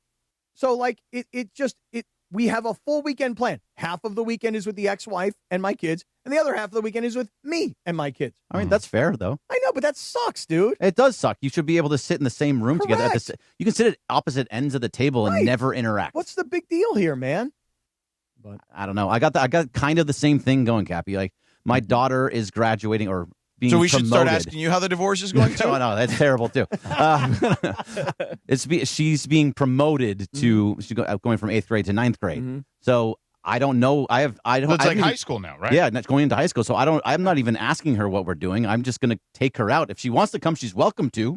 But should I actually ask her to go or? You know, I honestly, if my in-laws were not going, I would say to my ex-wife, I'm like, listen, you could even stay in my Airbnb with us. Now that probably wouldn't go over so well with Rachel, but like I'm a nice guy. Yeah. Anyway. You're a good guy, Cappy. I'm trying Good to guy. be. Trying to be a good guy. Yeah. Trying to be a good guy. Well, speaking of good guy, bad guy. Yeah, tell me. Who's the bad guy in this series? Like if you had to rank them right now if you're a Laker fan, who are you going to hate the most in this series? You have to hate Shea the most, don't you? Right. Yeah. Well, Laker fans can't stand him, although it's funny because he really does a lot of the same things Luka does in a lot of ways, except he doesn't complain as much. He just foul hunts probably a little bit more. A little more, but not that much more is what I would say. Is he unwilling to get back on defense? No, he's willing to get back on Exactly. defense. So when you say, he does a lot of the things that Luka does, only he'll hustle down and play a little D. But fans generally hate him because, he's so really good. Foul merchant, right? Well, and yes, it starts with that. When you're hated, it always starts with you're good. Yeah, you're respected. By other fan bases. Of course. Other fan bases don't hate people that aren't good. Mm-hmm. They only hate the people that are good. That's just the reality of it, okay? It's, and I don't want to go too deep into the, psyche of this, but it's why Kobe fans, not Laker fans, but Kobe fans specific, didn't like LeBron because they felt LeBron always was a threat to Kobe's place, right, in history. But it's that. You don't like people because you identify them as a threat or someone that is so good that you don't like them. But if they were on your team, you would love them. Oh, well, in my God. LeBron's case, not necessarily always the case, but because those things are sometimes can be deeper. But yeah, like I think Shea's probably number one. I would say Dort, though, is going to be number 2. Laker fans, if they don't already hate Lou Dort, are really going to hate Lou Dort at the end of this series. Because the torture chamber, like you were calling it, that's going to annoy absolutely everybody, where he's on top of LeBron the entire game. So here's what Dort does really well. And here's an analogy you'll love, Cappy, because this was an analogy I started using last year, okay? And I ran it by their head coach, Mark Daignault, and he's like, oh, yeah, that's a great analogy. I liken Lou Dort to the greatest cover corner in the NFL. What happens when you have a great cover corner in the NFL? What happens? Takes half the field away. You don't throw his way. No, sir. And if you look at whoever Lou Dort guards, they generally don't take as many shots as they normally do. He reduces their shot attempts by a significant margin, right? Usually 20, 25, maybe even 30%, okay? And when you're talking about him guarding the best players generally on the other side, that is significant. That is a big reason as to why they win games defensively. Yes, he has a level of physicality he plays with, but he really eliminates guys' ability to get shots up. I'll give you the game that I did in the last series against Phoenix, Devin Booker took 3 shot attempts against him. Wow. 3. How many for the game? Do you have any recollection No, of that? in the game. Oh, come on. Yes. Devin Booker took 3 shots total? No, against him. Okay. As the primary defender. Right. So how many? And do you have any idea how many He took in ended the up game? probably like 15 or 16. Okay, well, that's an important point to know. When right? he's normally like 20, 25. Right. Correct. Yeah. Correct. So he probably had like 15 in the game. I go back and look it up. Do you put him on He was LeBron? 1 of 3 against Dort. Do you put him on LeBron or do you put him on AR? Because if you take AR out of the game, essentially, then it's all on LeBron. I'd have to see who they would start without Jalen Williams there. Look, if Jalen Williams played, he starts on LeBron. But Dort will see some time on LeBron and Austin Reeves for sure.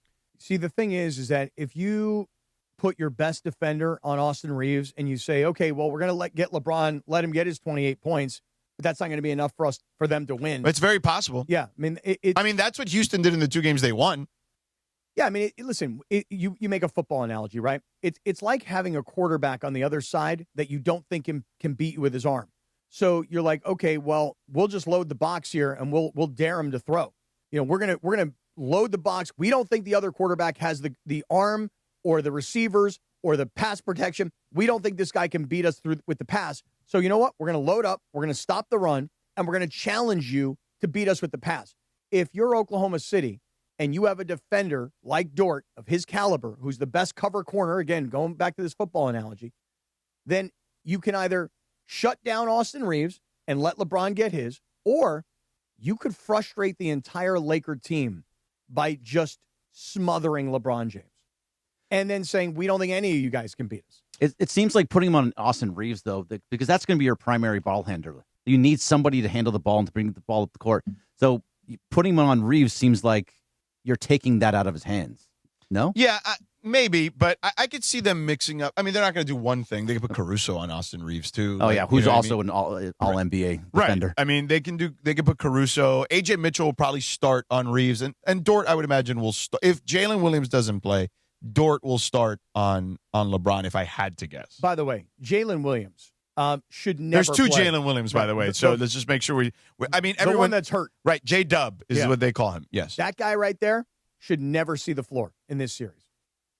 Because honestly, you're deep enough. If you're Oklahoma City and you're not being arrogant about it, but you're being realistic about it, you're deep enough to win this series without him. And by the way, if Houston would have beaten the Lakers, I'd say the exact same thing. You're deep enough to beat Houston without this one player. And you pointed out last week how important he was last year in the finals. And I think you even brought up like one game in particular where he went crazy scoring in that game. Look, he's a nice player, a really good player. But the Lakers are completely outmanned in this series. They'd be outmanned, frankly, if Luka were fully healthy. But he's not. So for me, if I were Oklahoma City, I'm not thinking about getting past this round. I'm thinking about winning the title. Right. So real quick, just to give you the numbers on Devin Booker when Dort was guarding him, he finished 1 of 3, and he was 6 of 11 against everybody else. Oh, so he only took 11 shots in the game. No, 14. Oh, 14. Yeah. Mm-hmm. Just completely took him. Nice job on that. Thank you. Took me a second. Completely took him out of the game. So if you take the LeBron out of, if he does the same things to LeBron, there's no shot. Yeah, you got nothing. I mean, then it goes to Austin Reeves. And Austin Reeves winds up scoring 32, but guess what? They lose by 14, 16. And the worst part about it is everybody else is a good defender, too, because Hartenstein's a good defender. Well, and Kaysen Wallace is a guy who's gonna get all defensive votes, too. Like, he's that good, too, and he comes off the bench. Right. Chet Holmgren's a very good defender. I mean, Chet Holmgren is going to be he finished number 2 in Defensive Player of the Year. Right. So that means that DeAndre Ayton is going to have to deal with that guy. Well, the issue, if I'm DeAndre Ayton, what I want to do with Chet is I want to try to play in the paint. Because what Chet does a really good job of is particularly on the weak side, just like if someone's like thinks they have a shot and all of a sudden Chet's long go gadget arms, maybe not as long as Wemby, but long, comes out of nowhere and really deters you at the rim. I mean, he's outside of Wemby, he's probably the best rim protector in the league at the moment. But it is interesting. And they have Hartenstein, too, who's very good. Well, look, first of all, Hartenstein, let me say one thing about this guy. You asked the question about what's going to be the most frustrating player on the Oklahoma City side of things. Let me tell you, if you're a Laker fan, Like, I look at a guy like Hartenstein and I go, God, I'd love to have a guy like that on the Lakers. Just big and bulky and takes up space. And Yeah, smart player. I mean, I love that guy. Good passer. And he's your number 2. Yeah. He's your number 2 center. Right. So that to me is a frustration because I'm going to watch Hartenstein play and I'm going to constantly be saying Hartenstein, like I like the name. To me, that's me a very frustrating guy, right? Don't you love the name? Hartenstein. Like he's mean, like Hartenstein. He's actually a real sweetheart of a dude. Yeah, but he just sounds mean, you know what I mean? The guy sounds like he should have those little plugs coming out of the side of his neck, like his brother Frankenstein. Yeah. You know what I mean? He's a Hartenstein. He's the cousin of Frankenstein. Right, he's a first cousin to Frankenstein. All right, before you go any further, Sedano, this hour is brought to you by Angelica's Insurance. Every team needs a strong defense, and Angelica's Insurance has got you covered. From auto and home to business and life, they build a plan just for you, even DUI and SR22 coverage to get you back on the road fast. Visit Angelicas-ins.com for a free quote today. Yeah. You know who you're probably going to hate in this series, too? Tell me.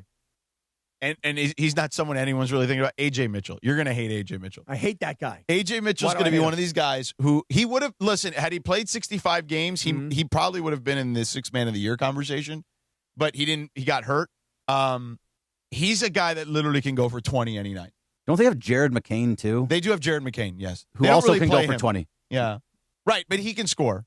But they don't really play him that much. They just like break glass in case of emergency kind of situation, which they needed during Jalen Williams' absence. A.J. Mitchell's probably going to be frustrating for everybody because you're going to be like, who is A.J. Mitchell? Right. You're going to go like this. You're going to go, who the hell is that guy? Yeah. Yeah. And that's why. That's one of those guys. And then you're going to realize this.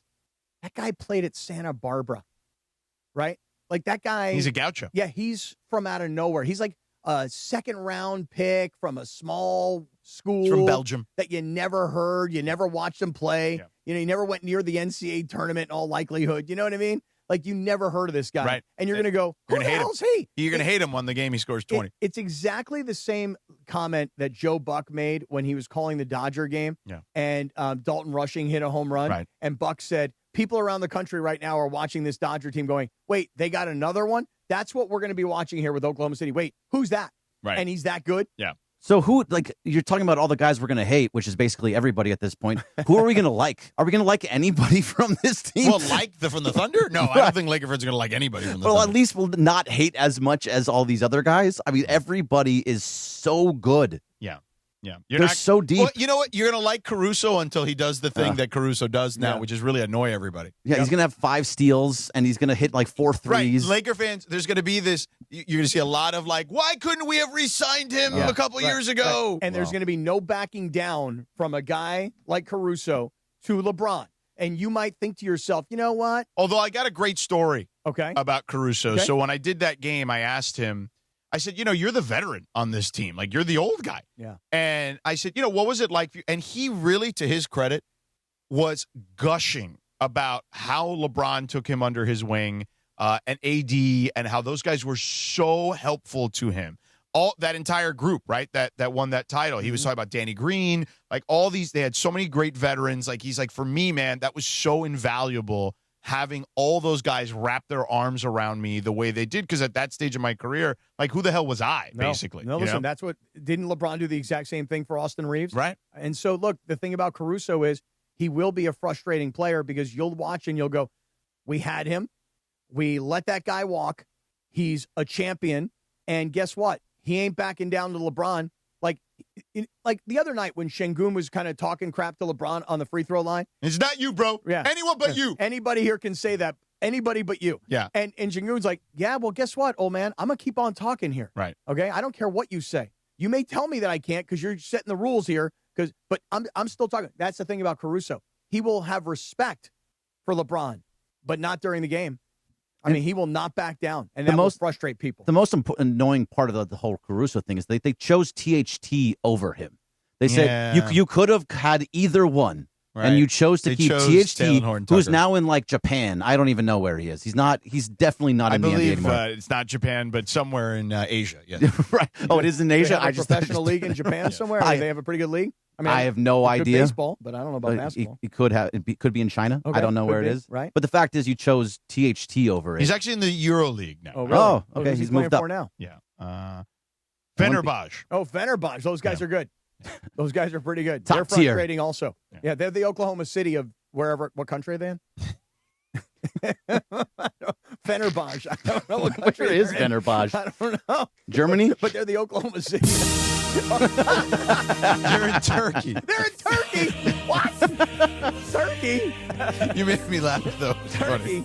I couldn't even think for a second. Fenerbahce, Turkey. Before you guys talk about Prize Picks, top athletes, big moments, one night, the OC Sports Awards, June 18th at Angel Stadium. Celebrate greatness and be part of the Orange County's premier sports nights with Travis Rogers hosting it. Get your tickets now at the OCSportsAwards.com. All right. .org, excuse me. .org. .org. Wait a second. So a buddy of mine, Mel, who owns Tropicana, says, "Oh my God, you guys are depressing me this morning on my Lakers. Please give us a compliment. Are our jerseys nicer?" Yes, the jerseys are nicer. Yes, the jerseys are definitely nicer. Classic jerseys for the Lakers. And hey, Mel, those croquetas. Cappy loves the world-class. croquetas. They're Yes, world he class, loves the bro. croquetas. Seriously, those things are bomb. Yeah. Listen, as we said earlier in the show, to begin the show, for them to win, they're going to need some bounces. They're going to need some injury luck. And they're going to need someone not named LeBron to play out of their mind. Okay? Mm-hmm. And I'm not saying it's impossible. I used the analogy in the last hour. Indiana, they were in the conference finals 2 years ago, but I don't think people expected them to get to the finals the next year. They got fortunate because Milwaukee Dame ruptured his Achilles, and then Giannis was also out. Then they played Cleveland, who was dealing with all sorts of issues. And then they had literally maybe one of the luckiest bounces we've ever seen in a conference finals from Tyrese Halliburton, where the ball hit the back of the rim, went straight up and straight down. Yeah. Okay. And then, just Halliburton's run after that was just unbelievable. I mean, his run the entire playoffs was unbelievable. So I'm not saying it's impossible, but not likely. So you have to take all of this with a grain of salt. If you would have told us going into the postseason, hey, the Lakers' path is going to be Houston, who we talked about months ago. That's the team you want to play, right? Mm-hmm. And then it's either going to probably be OKC or San Antonio in some way, shape, or form. And you're kind of screwed in both ways. Right? Like, you're sitting there saying to yourself, like, okay, if we get one series, that's a success, okay? And then let's see what happens after that. Maybe we have some good luck. Still very possible. I just don't know how likely it is, particularly as long as Shai Gilgeous-Alexander is healthy. So just for Mel and for everybody else who's in Lakerland who is like maybe feeling the exact same way, like, come on, guys, listen to me, all right? Every single one of the ESPN know-it-all types that were asked for their predictions before the Houston series, we talked about this. 12 for 12. Everybody said the Lakers will not win the series, and most of those guys didn't really give much of a chance. In this series, I haven't seen ESPN's predictors yet. I'm fairly certain it'll look similar. Exactly, right. Yeah. So they're going to take 12 people. They're going to say, hey, smart guy, you've been covering the NBA all season long. Who's going to win the series and in how many games? And I would tell you this. If there are 12 ESPN basketball heads, they're all going to pick Oklahoma City. Yeah. And 9 of the 12 of them will say 4-0. Right. And 3 of them will say 4-1. No one's going to say 4-2. No one's going to say this thing's going 7 games. So I'll just say this right now. Game 1 is tomorrow. It is Monday morning. And I'm here to tell you. You want me to do a little straw poll and just text people? Yeah, go ahead. Because I'm going to tell you right now. I'll text a bunch of people who I think will be on that list. Okay. And I'm just going to say, give me your Lakers Thunder prediction. I want to take a straw poll here. Okay, do it. Because I'm going to just say this right now. I have it, by the way. They have the official one is out? Yeah, the official one is out. Oh, no. Save it for the other side. Good. And then I also want to get into just kind of the rest of the weekend, which, we had a bunch of Game 7s, and we've got a bunch of different matchups now. I think an intriguing matchup between Philly and New York on the east side of the bracket, because Joel Embiid may be changing the math in the Eastern Conference a little bit. So let's get to that. So make sure you stick around for that. And Bergie's going to have the official predictions coming up in just a second. And then I'm going to give you a reason to believe. After you give us those official predictions, then I'm going to give guys like Mel at Tropicana, I'm going to give him reason to believe. In Downey. Make sure you go get your good Cuban food in Downey at at Tropicana. Hey, Cappy, Prize Picks is the place to be. If you want sports action in the state of California, download that Prize Picks app. Use the promo code Cappy, K-A-P-P-Y. Your first $5 lineup gets you a $50 lineup bonus. And it's very simple to play Prize Picks. It's more, it's less, okay? There's a stat projection for every player imaginable and every sport imaginable. And this time of year, you can overlap all sorts of different sports easily, okay? You bundle a couple together, you can win cold, hard cash. And now that the NBA regular season is over and we're deep into the playoffs now, getting into round 2, you got to make sure that you're playing in the Do It Live 2026 NBA Finals sweepstakes. So here's what happens. You pick live squares during the NBA playoffs, and you can win a trip for 2 to the NBA Finals. Now, how do you do it? You enter by just making a $5 lineup with at least one live NBA player during any part of the playoffs. So if you haven't done it yet, you got plenty of time. Now, what are live player picks? Those are made after the game is already in progress. So you're watching this game tomorrow night, and you decide, you know what, I think LeBron's going to go for more, I'm making this up, more than 12 points in the third quarter, okay? You make one player pick after the game is already in progress, you're now part of the Do It Live 2026 NBA Finals sweepstakes, and you and a guest could win a trip to the NBA Finals. So do this. Download the Prize Picks app today. Use our code Cappy, K-A-P-P-Y. You're going to get $50 in lineups after you play your first $5 lineup. That's code Cappy to get $50 in lineups after you play your first $5 lineup. Prize Picks, a preferred partner of the NBA. All right, so we'll get those official predictions out there for OKC and the Lakers, and let's start diving into the rest of what went down in the NBA. Sedano Kap, 710 ESPN. The Sedano and Kap Morning Show. We'd like to thank our founding partner, Cadillac of Beverly Hills. Cadillac of Beverly Hills. Experience luxury at the top of its game. Visit CadillacBeverlyHills.com. This is the Sedano and Kap Morning Show. Head to Waba Grill for $5 happy hour weekdays after 3 p.m. and try our new chili crisp dumplings paired with a premium beverage drink like our new strawberry watermelon lemonade energy refresher, both for just $5 only at Waba Grill. Hey guys, if you're heading into summer without a medical emergency kit, you're taking a risk most people don't think about until it's too late. Summer colds linger and can turn into sinus infections that could last for weeks. Getting sick right before vacation can derail everything. And when you're traveling, finding a doctor and a pharmacy can be really stressful. That's why I ordered a medical emergency kit. It's like having an urgent care and a pharmacy right at home. It includes essential prescriptions like amoxicillin and generic Z-Packs to treat wide ranges of common and serious illnesses. So if you wake up sick, at home or on the road, you already have what you need. No waiting for your doctor, no hours at urgent care, no pharmacy lines, no copays. You just match your symptoms to the right prescription in your guidebook, or you call the telemedicine doctor standing by. Start on your bed sooner and feel better faster. Every home needs at least one medical emergency kit. Order yours online in minutes and it's shipped to your door. Save $45 with our promo code 710 at urgentcarekit.com/710. Promo code is 710 at urgentcarekit.com/710. The Dodgers. Hey guys, it's Sedano. Next time you're at my home away from home, LAX, look up. You'll see the future of travel in action. It's the all-electric Skylink train. It's now testing, and trust me, this is a game changer. What does it take to build a champion? It takes round-the-clock preparation. And soon, Skylink will connect you to the airport terminals, the new rental car center, and LA Metro. From practice to prime time, the LAX Skylink. Fast, free, and built for LA. In testing now to help you skip the traffic later.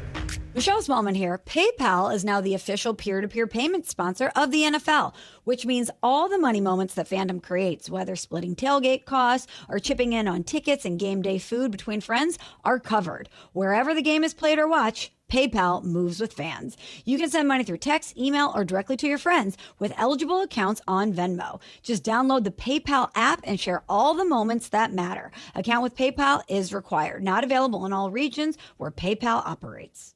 Progressive knows sports brings people together, but you gotta feel bad for people who don't even get it. Some people will never know what it's like to see their favorite team's hopes decided by a ping pong ball to draft the next superstar. Or not. I mean, sure, it's silly for your happiness to hinge on the success of a 20-year-old entry-level employee, but you just can't help yourself. The stress is exhilarating. Progressive can't bring people together like the draft, but we can bring your home and auto insurance together with a bundle. So switch and see if you could save hundreds. Progressive Casualty Insurance Company affiliates and other insurers, not available in all states or situations. Hey, this is Rich Eisen. You're starting your day with the Sedano and Kap Morning Show on ESPN LA. Don't forget my show. The Rich Eisen Show is coming up this morning at 9 on 710 ESPN and the all-new ESPN LA app. Now, back to the Sedano and Kap Morning Show. All right, Cappy. Again, 1999 banger. Number one hit, Ricky Martin, Livin' La Vida Loca. See, I would have thought this was earlier than 99. The J-Lo one you played reminded me of 99.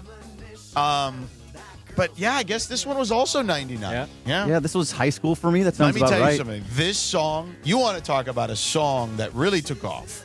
I mean, this song transcended, like, the entire year, it felt like. Like, we were welcoming 2000. It was like Ricky Martin was the biggest star in the world. Well, he came out of the World Cup in 98. He sang that theme song for the World Cup in 98, and then he blew up with this song even more. Right. I feel like I went to a Super Bowl one year and went to a Super Bowl party and he performed, and like this was like the hottest song in the world at the time. Living La Vida Loca. I mean, come on, it is super catchy. Even now, this is a banger. Oh, Cappy, there's a Spanish version of this, too. Oh, really? Yeah, there's a Spanish version. It's a great song. Yeah. To this day, I love this song. It's a banger. Yeah, love it. Yeah, and he was a child star. Was this pre-Menudo or Menudo? No, Menudo. Yeah. He was a child star. They were like the new kids on the block in Spanish, basically. Back in the old school. Yeah. And so he was, always a performer. And then when he became an adult, like this thing, I mean sent him to a different stratosphere. He was so hot. You know what I mean? Like he's still handsome. Did you see him at the Super Bowl the other day? He's a great looking dude. Yeah. But at this point, he was like the hottest, like sex symbol dude on the planet. Yeah. You know? Isn't he in a TV show right now? Palm Royale. Yeah, on Apple. What's it called? Palm Royale. He's on that show? Yeah, it's I've on never heard Apple of it. TV. You don't watch Yeah, Apple TV. I'm not familiar with it, but What's one thing I would watch? I think is the morning show on Apple. Yeah, TV? morning show is That's on the only there. thing I Ted really Lasso know. is on there. Ted Shrinking's Lasso. on there. Yeah. Shrinking, I don't know. Oh, Apple TV has a great show. Yeah. You know that Rachel changed the code on Fubo. She changed her password. You don't watch Apple TV, but you watch Fubo? Well, that's where all the games are. no, Fubo is like a YouTube TV. Yeah, it's all sports. Yeah. So what happened is her son. It's not just all sports. No. But I'm saying like there's It's just a competitor to YouTube TV. But there's sometimes there's things that you can't get that you're like, well, I'll just go to Fubo. I bet you they got the game. So I used to subscribe to Fubo during the football season when the Pac-12 was still a thing because they were one of the few places that had Pac-12 network. Yeah. DirecTV for a long time did not have Pac-12 network. Yeah, that was really annoying trying to watch UCLA games on Pac-12 after dark. Yeah. By the way, the new Pac-12 is out. You saw their logo? Oh, no, I haven't seen it. So- It's all state schools, so how do you... No, but it's not. It's honestly, it's a shame. We don't have to go too far into this, but it really is a shame. It is a shame that what the Pac-12 has turned into is Washington State, Oregon State, and then the best of the Mountain West, which wasn't very good. Like Utah State, San Diego State, et cetera. Blah, Boise blah, blah. State. Yeah. It really, and there's only 8. Yeah. And it's called the Pac-12. Yeah. Well, there's 18 Go in the back Big to the Ten. Pac-8. But I do think, though, that in basketball, they've got Gonzaga. They do, I believe. Yeah. Even though they don't have a football team. 12? No, I think Gonzaga's going to the Pac-12. Pac-12. But it's yeah. Hey, by the way, speaking of the Pac-12, just real quick side note. Man, there is so much excitement, or maybe it's just my algorithm, about what is going on with UCLA Yeah, you're right. and this past their spring game this past weekend. So I guess Nico Amalevin, his little brother, he's there too. Who was the kid? He was like originally going to Arkansas. Yeah. Did he go to Arkansas and then he transfer to UCLA, or did he not go to Arkansas? He came over with Nico. When Nico came here, he came here also. They came together. And they said he had a really nice spring game. So he's good. So everybody's kind of thinking that Nico will turn into the what's the little brother's name? I don't remember his name. But then they have another kid who's from the Valley, kid I've been following for a long time, who transferred from Cal Poly, and he looked good too. So Madden Iamaliala. Oh, Madden. That's his first name. Yeah. Right? Madden. And then they got Maurice Jones-Drew's kid. Yes, I saw this congratulations. weekend. Deuce Congratulations Jones-Drew. to MJD. Yeah. Legacy. Love it. Yeah. So let's get back to the Lakers Thunder real quick, and then we can get into the other NBA series. So Bergman, you said the official predictions are out. Now let's get some basketball music here real quick so we can spruce this up a little bit. There we There go. you go. So what are the predictions? Who and what is the actual prediction? Remember- how many total are there? Remember There I are said 10. this. There Okay. are 10 Only guys. 10 people 10 voted. people, not Okay. guys. 10 people. 10 Yeah. people. Remember, I said 70% of them will say Oklahoma City So- sweep. And the most games that anybody will give the Lakers is one game. So there was a dozen in the last round. So only 10 voted this time around. I don't do any of these things anymore because it's just not worth it. Right. So I'm just bouncing around series. I don't need to deal with the grief. Why don't we start here? Okay. How many do you think said in 4? Out of the 10? Out of the 10. 6. I say 7. 0. Really? 0. Wow. Not one person. Okay, so they gave LeBron the respect. Yep, exactly. So how many do you think they did in 6? Oh, okay. I'm going to skip 5. You're going to skip 5. I'm going to skip 5. Yeah. How about 3? 0. Yep. 2. So 2 said Lakers in 6, and that was Ohm Young. No, you mean OKC in 6. Thunder in 6. Okay. Yeah. Ohm Young was Nobody picked the Lakers. Nobody picked the Lakers. Right. Correct. Andre Snellings also has the Thunder. Andre Snellings, the professor. Snellings? He said Oklahoma City in 6? In 6. And so he's did, a big-time analytics guy. Come on, Snellings. So did Ohm Young. So everybody else, all other 8 people Picked said in 5. Thunder in 5. Who Yep. were the other people? So it was Vincent Goodwill. Okay, Vinny Zach, Goodwill. Zach Cram. I don't know Zach.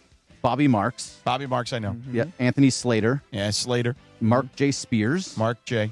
Ramona Shelburne. Momo. Hall of Famer. Thunder Mark in J. 5. Spears. Ramona. Uh-huh. You couldn't give us one more game, Momo. Really, just one more game. He says 5, huh? Michael C. Wright. Michael C. Wright. Yep, Spurs guy. And Jamal Collier. Jamal Collier, yes. Bulls, Bucks guy. Yeah. Yeah, it said Thunders in 5. Right, Everybody so- else. McMenamin did not vote. McMenamin did not vote. I wonder what he would have. Why don't you send a I think text he to picked the McMenamin? Rockets last time. He did. Everybody picked the Rockets. So here's and it was the all He's in smart. 5 Just or don't 6. vote. Right. Everybody It's not picked- worth it for him. Everybody picked the Rockets. You know who didn't pick the Rockets? Cappy. You're Scott looking at him. Kaplan. You're looking at him right here. You didn't even. You want me to get you on this thing so you can predict? Oh, we should do that. You know what? I can email somebody. I bet you I can get you I'll on predict this thing. right now. I'm going to tell you something right now. Next year we're doing that. I think I'm getting. Yes, I'm going to email these people who asked for the predictions, and I'm going to get you on. And I will be the Edit- make them always edit be this the one. I don't know who vote. Zach Cram is, and I work at the NBA. Yeah, Zach Cram. Who is Zach I don't Cram? know who Zach. And I don't know about that guy Slater. I mean, There's a guy named there, Jeremy Bembry. I've worked here for 13 years. I don't know who he is. Yeah. And Zach I mean that respectfully. I've never run into you. I'm sorry. All My it says apologies. is NBA at ESPN. Okay. Formerly at The Ringer. That's it. Okay. For his bio. All I'm telling you guys is this. In round 1, when 12 NBA heads all said that the Lakers were going to lose against You Houston, picked the winner. I picked the Lakers. Cappy. Right. Now, what do you think this time around? Now, here's what I think. I think that the Lakers on the flight to Oklahoma City need to start watching those movies we were talking about earlier today. Like Gladiator? So whether it's Gladiator or it's Braveheart, even though I hate Mel Gibson. Yeah. The movie 300. Anybody ever Oh, seen 300's a 300? good one. Oh, yeah. Right? That's another one of those movies. One of those, it's us against the world. Right, How about you just exactly. watch the White Walkers versus Jon Snow episode? That's fine, too. Yeah, I yeah. mean, if you want to go back into the annals and you want to pick out Spartacus from Yeah. 1960, Yeah. you can do that as well. Yeah. Okay, but here's what I'm saying. Ben-Hur? Right. All of them. Yeah. Listen, LeBron James, how many more opportunities will he have at an NBA title? How many more opportunities will he have to play with his son? How many more chances will he have to wear a Laker uniform? And how many more chances will he have to be the leader? You know what? I know it's not likely. I know that all the numbers tell me I'm out of my freaking mind. I'm putting my money on the heart of LeBron versus the army that is Oklahoma City. And what does that mean? It means I'm taking the Lakers to win. And how many? The series? Correct. Lakers and Well, what? you got nothing to lose. You might as well. Right. I mean, if they win, I'm a genius. Yeah. And if they lose, everybody's like, who cares? They Yeah. were going to lose Kaplan anyway. said it. Right? Who cares? Well, this Lakers in Kaplan what? guy. Lakers in what? Lakers in 7. Wow. We need to get to ESPN.com, to your guys. It's too and late now. send It's it. already printed. They can edit it. Nah. They can edit They it. won't. They won't throw somebody else They in. changed Mark J. Spears from last time. Yeah, but he's Mark J. Spears, a Hall of Famer. No I am offense. too. Right. I'm a But, Hall of but he's Famer. like in the NBA Hall of Fame. Right, but I'm in the Western Pennsylvania Jewish Sports Hall of Fame, which is in a closet in the Jewish Community Center in Squirrel Hill section of Pittsburgh. Right. Squirrel Hill. Yeah, right. Yins are down in Squirrel Hill. Yins are going to get down over to Squirrel Hill and see the Western Pennsylvania Jewish Sports Hall of Fame in a closet. We have a YouTube poll, too. Over 200 votes. Mm-hmm. So it's how many games will the Lakers win in OKC? It's 0, 1, 2-3, or win the series. Where do you think this all works Well, they out said in win the percentage? series. Come on, everybody's with me. Win the series. 33% say win the series, 18% say 2-3, 32% at 1, and 18% said 0. Yeah. Okay, I like the positivity coming from the Laker Nation. Look at you. We got to get you on ESPN.com. I think it's a Next great year, idea. I'm doing it. I have a quick question. Bernie, when everybody said that the Lakers would lose to Houston, and I said that they would beat Houston, you jumped on that bandwagon. I Will did. you jump on this bandwagon with me? You know what, Cappy? I'm in. Yeah! Let's do it. Lakers in 7, baby. Let's go. Me and you, Cappy, right here. By the way, my kids' football team, there is an audible called 6-7. Nice. And the other coach is yelling, trick play, trick play.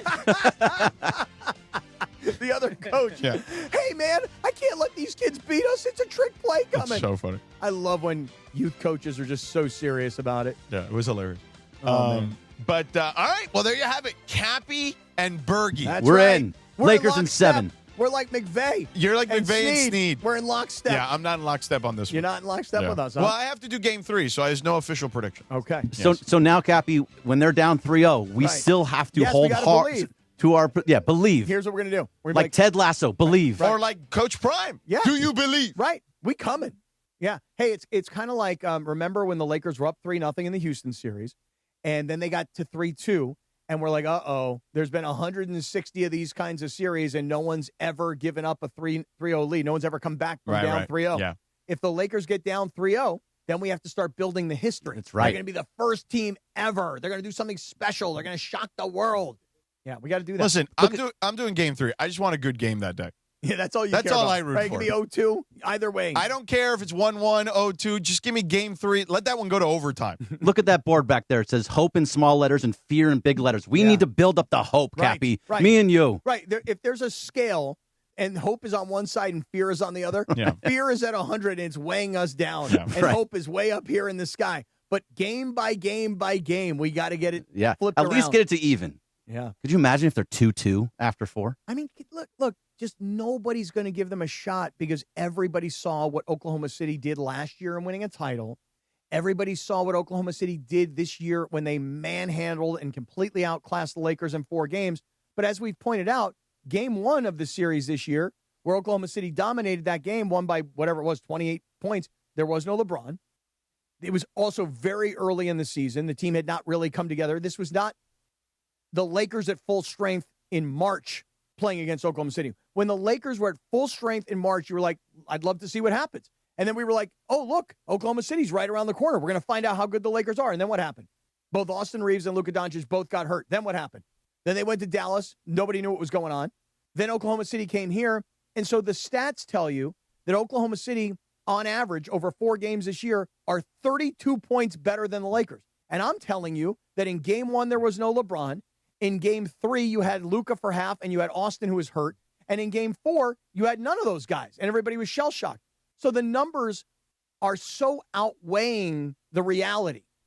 Can we buy that? Am I making a compelling case here, George? I remember last year when everybody was healthy that we were saying that that OKC was actually a good matchup for the Lakers. The Lakers actually they beat them.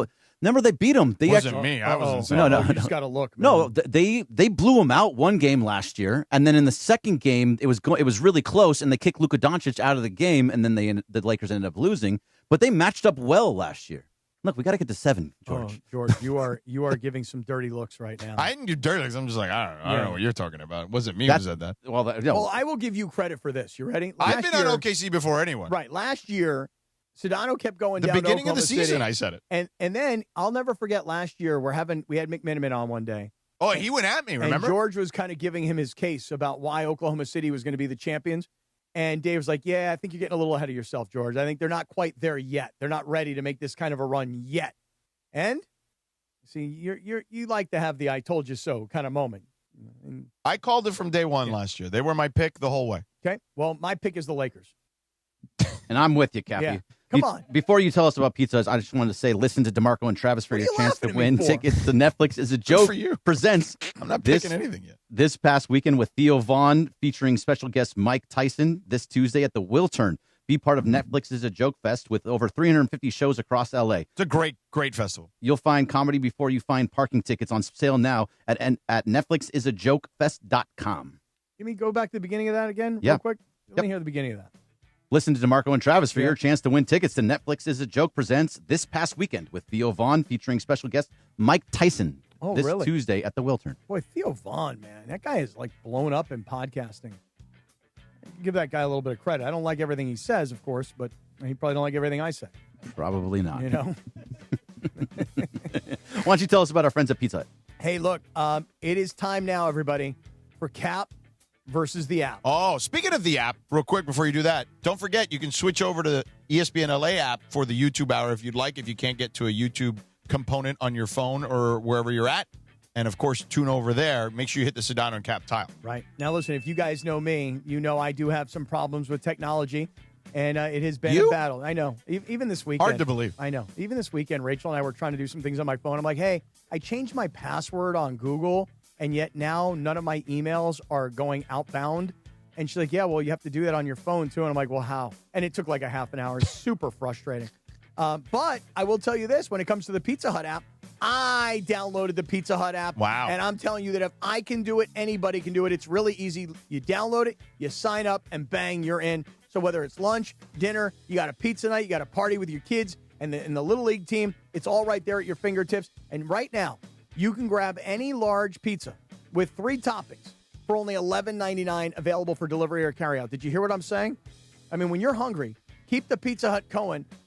And look, $11.99 for a large 3-topping pizza deal? That's the best. And you earn rewards, too. Just by the way, every time you buy pizza on Pizza Hut's app, you're earning rewards towards free pizza. So the more you order, the more free food you're stacking up. Huge win. So my challenge to all of you guys out there who are in your 40s or your 50s or beyond and you're afraid of technology, if I can do it, you can do it. Download the Pizza Hut app on iOS or Android and try it yourself. Trust me, you can do it. All thanks to Pizza Hut. Get that Pizza Hut app today. Yes, sir. Coming up next, we'll do a little NBA Insider Outsider. We'll take a look at how Joel Embiid could be changing the math in the Eastern Conference and in the NBA in general. We'll get to that next. This is the Sedano and Kap Morning Show.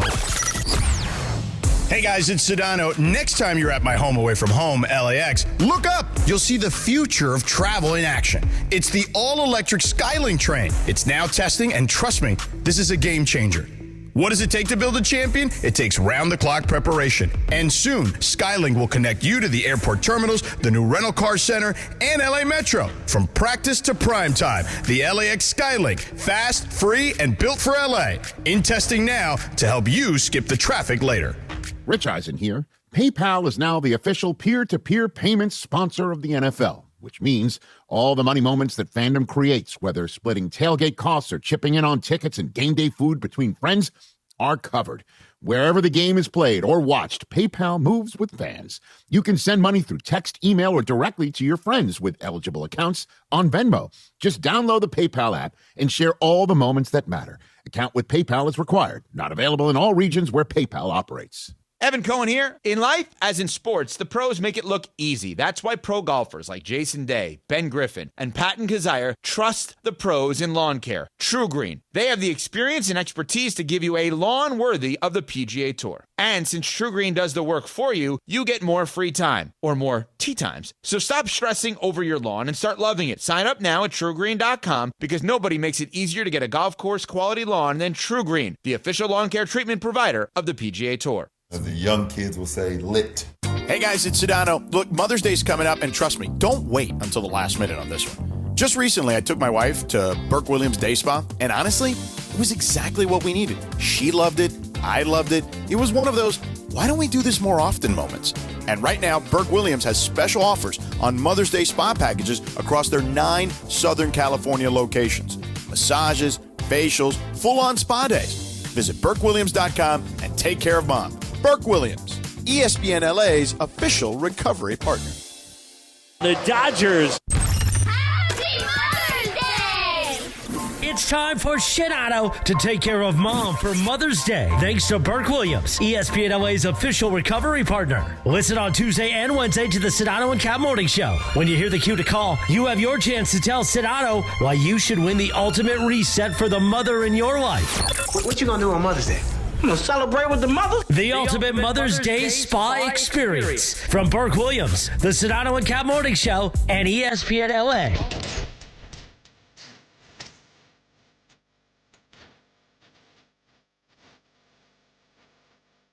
1997 number one hit, Notorious B.I.G. Hypnotized. These are good songs today. Really good songs today. Yeah. Yeah, that's crazy. There's some more, too. You're going to know a bunch of these. More coming, huh? Yeah, more are coming. 97. May 4th. Big day for music. Yeah, who knew? Some great songs. You've had Livin' La Vida Loca. You have this song, right, from Biggie. You had the J-Lo song. J-Lo. Yeah, great music today. We had Not Like Us. All right, Not Like Us. Yeah, that's right, Kendrick. That's 4 bangers right there. Muffy. The Jesus piece. I like the dance move you got going here. All right. Yeah. Huh. Man, 1997. What good times. Yeah. I was like 19 years old when this song came out. Was that Miami Heat time? I was sneaking into clubs with a fake ID. Statute of limitations is over. Yeah, you were pre Miami Heat at that point, 97, because we were. Yeah, no, 97. I was still in college. Yeah, we started 99. Yeah. Me and Sedano. Yeah, that was my last year of college. Mm-hmm. Yeah, the whole drop in Miami Heat with the open says. Yeah. Cappy with a man bun. Yeah. I also had some internet money at the time. You know, they were giving out money. Well, they were just giving it away. Well, like they right in the 90s, they were giving like these internet startup companies. They were giving away money. They all had funding, and then they were giving you things called stock options. And I was too young and dumb to even know what that meant. And then all of a sudden, one day, true story, totally true story. I worked at this company called Sportsline.com. That's where George and I connected. Oh, that's where I used to go to Sportsline.com. That was my homepage. So we had a stock. The stock had gone public, you know, and the stock one day, no BS, true story. Stock opened the stock market like $50 that day. They made an announcement that they were in business now with a company called MVP.com. This was John Elway, Wayne Gretzky, Michael Jordan, and this Tiger Woods. And this was going to be like a big e-commerce store for sports fans, right? So they made this announcement. The stock price went from like $50 to $80 in the same day. Now, back in those days, people didn't call their stockbroker and say sell things. They literally had a piece of paper, and you would have to fax it to your people. And I was on the radio that day.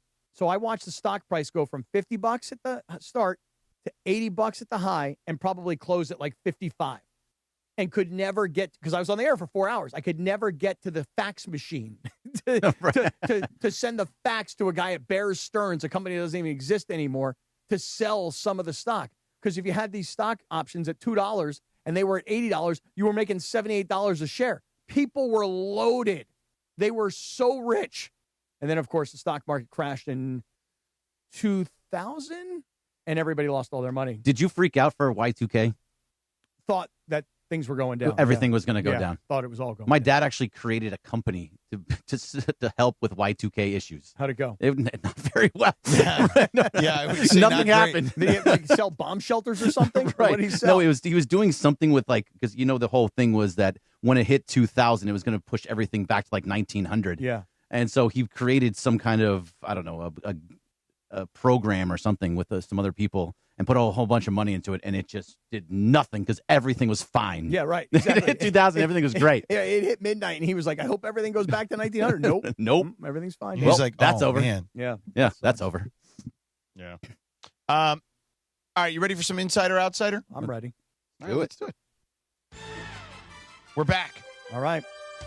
All right, Cappy. Yep, from the outsider to the insider. What do you got for me? All right, let's start off with this. We've been kind of goofing around this morning about the Lakers and Oklahoma City. Yeah. You said, what would it take for you to be satisfied? Bergie and I said one game, just win one game. Now, of course, we've changed everything. Now it's Lakers in 7. Now the Lakers are going to win. But here's all that over an hour and 52 minutes. But here's the question. Do you think, Mr. Insider, do you think the Lakers can steal at least one game? Yes. By the way, yes. Can they steal one in Oklahoma City in these first two? Maybe. I don't think so, but possibly. All right, let's say they come back to L.A. down 0-2. Can they win one of the two in L.A.? Yes. Okay. Here's the next part of the question. This is a follow-up. But it would take the arena to have a much better vibe than it did in that Rockets game, Game 5. Game 5 between the Lakers and the Rockets was so dead that Sedano and I were commenting on it on Thursday of last week. And a Laker player liked our commentary on Instagram. Anybody see that? I mean, I sent it in our group chat. Yeah, I couldn't figure out how to take a picture and send it. Like I could take a screenshot. That's not surprising but I in was the like, slightest. I need everybody to see everything A player else. on the roster liked it. that we said that the place was not as raucous as it needed to be. All right, let me ask you this question. Outsider to insider. I know there's been zero reporting on it, but maybe gut. Think Luka plays before the series is over? It would have to extend. If it goes 5, no. But if it got to 6 or 7? Maybe. Okay. 6, 7. All right, let me do this. We got to hustle up here, top of the hour. We're going to go over to YouTube. True or false on these next? Or the ESPN LA app. Just click Sedano and Cap tile. I'll give you true or false on these. You ready? Mm-hmm. Game 1. Shai Gilgeous-Alexander, 40-plus points. True or false? False. False. Okay. All right, let me. Hold on. Does he sit out the entire fourth quarter? He's not going to. He's not. He's the. Well, I don't think so either. But 40 is a lot in a playoff game. All right, Spurs Timberwolves. You're heading to that series, aren't you? I am. I'll be in San Antonio tomorrow night. Think that series? It's for Wednesday, but yeah. Think that thing's going the distance? No, I don't believe that's going the distance. And Ant-Man? Look, if Ant plays in Game 1.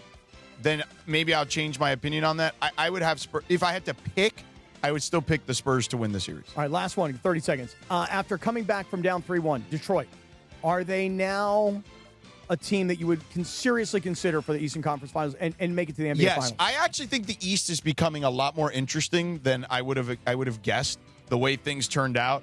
I actually think that any of the 4 teams remaining, could absolutely find themselves in the finals. And I'll give a better description or thought process on that in the next hour. So that's the Morning Wood. Thanks to Hernandez Wholesale Flooring. If you're in the market for new flooring, shop at Hernandez Wholesale Flooring, where every day is a deal. No gimmicks. Call 866-62-FLOOR or go to HernandezWholesaleFlooring.net. No sale beats wholesale. Hernandez Wholesale Flooring. They love the Blue Review.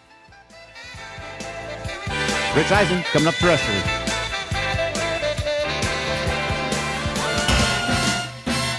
For Mother's Day, I'm taking Mom to brunch at Morongo. I'm letting her pick up the tab. Now your top reasons to visit Morongo. Treat Mom like a queen at our sparkling wine brunch in the ballroom. Mother's Day, 11 a.m. to 1 p.m. Number 2. Melt Mom's stress away with the spa day at Sage Spa. And the number 1 reason. Show Mom a special weekend with the Casita, because Mom deserves her own private plunge pool. Book before we sell out. Morongo, good times. Hey guys, it's Sedano. Next time you're at my home away from home, LAX, look up. You'll see the future of travel in action. It's the all-electric Skylink train. It's now testing, and trust me, this is a game changer. What does it take to build a champion? It takes round-the-clock preparation. And soon, Skylink will connect you to the airport terminals, the new rental car center, and LA Metro. From practice to prime time, the LAX Skylink. Fast, free, and built for LA. In testing now to help you skip the traffic later. We all hear the radio ads about the IRS. They tell you to be afraid, to be scared, and they try to frighten you into calling. I'm not here to do that. Tax Relief Advocates is different. TRA is here to tell you that if you owe money to the IRS, whether it's $5,000, $50,000, or $500,000, we have a solution. It doesn't matter if you're sitting in your car, at work, or with your kids. No matter where you are, call now. 800-575-1482. Don't lose hope. TRA can eliminate or reduce what you owe to the IRS. Generous programs are now available that can give you a fresh start. Our passion is taxes and helping individuals fix their IRS problems. We have over 1,000 5-star reviews on Google and an A+ with the Better Business Bureau. You don't need to be afraid of the IRS any longer. End your tax nightmare today by visiting us online at TRA.com or call 800-575-1482. That's 800-575-1482. Tax Relief Advocates. Real solutions for real people. Not sure what to do this week? The answer is always Cosm. Here's your Cosm calendar for the week of May 4th and its debut week at Cosm for the movie that will blow you away. Starting this week, get into Cosm for Harry Potter and the Sorcerer's Stone. That's right, Harry Potter and the Sorcerer's Stone like you've never seen it before. On a massive 87-foot wraparound LED display where you'll feel like you're actually in the movie. And at Hogsworth. Visit Cosm.com now for showtimes. The NBA and NHL playoffs continue the week of May 4th with conference semifinals PayPal's taking center stage in the Dome. Here's your chance to get off your couch and see all the heart-pounding action and every series-defining moment. The action will be intense, and you'll be right in the middle of every second. On Saturday, don't miss all the action of WWE Backlash at 3 p.m. and UFC 328 at 6 p.m. Cosm also has incredible food options and bars on every level to ensure your good time. To see everything going on at Cosm this week, visit Cosm.com right now for the full lineup of sports, movies, and events. That's Cosm.com. That's your Cosm calendar. Michelle Smallman here. PayPal is now the official peer-to-peer payment sponsor of the NFL, which means all the money moments that fandom creates, whether splitting tailgate costs or chipping in on tickets and game day food between friends, are covered. Wherever the game is played or watched, PayPal moves with fans. You can send money through text, email, or directly to your friends with eligible accounts on Venmo. Just download the PayPal app and share all the moments that matter. Account with PayPal is required. Not available in all regions where PayPal operates. Progressive knows sports brings people together, but you gotta feel bad for people who don't even get it. Some people will never know what it's like to see their favorite team's hopes decided by a ping pong ball to draft the next superstar. Or not. I mean, sure, it's silly for your happiness to hinge on the success of a 20-year-old entry-level employee, but you just can't help yourself. The stress is exhilarating. Progressive can't bring people together like the draft, but we can bring your home and auto insurance together with a bundle. So switch and see if you could save hundreds. Progressive Casualty Insurance Company, affiliates, and other insurers not available in all states or situations. 710 ESPN, your home for the 17-time world champion Lakers. KSPN Los Angeles, a good karma brands radio station. The Sedano and Kap Morning Show is on the air. Here is Amin Thompson. Thompson right to the rim again, and they block him from behind. Now Reeves has got it. Reeves into the front court. Give it to LeBron. Three-pointer by LeBron. It's good. Lakers pouring it on. Largest lead of the night. 49-31 LA. This is LeBron. You're waking up the morning show. ESPN LA 710 and the ESPN app. Let's do that again. One more time. The biggest show in ESPN LA history. LA's only local sports morning show. Here comes Bronny into the front court. 15 seconds to go. And the Lakers are going to win by 20. 98-78. Game over. Series over. And the Lakers advance to round 2 to take on the Oklahoma City Thunder. Did you have me on your show to berate me? Is that what you're doing now? Scott Kaplan, eat a fat one, bro. Thank you for letting me share in your aura. How do you say his name? Asminger? Asminger. On 710 ESPN. The all-new ESPN LA app. And on YouTube at ESPN Los Angeles. Give me a freaking break. We're bigger than U.S. Steel. What a catch by the tight end. Oh, yes. Right now. Wow, that's crazy. Well, you want to woo-woo? I've danced with the devil. It is smooth, baby. Yeah. Free mahi mahi, free mahi mahi. Everything needs to be Dodger-related addressed to Birdie.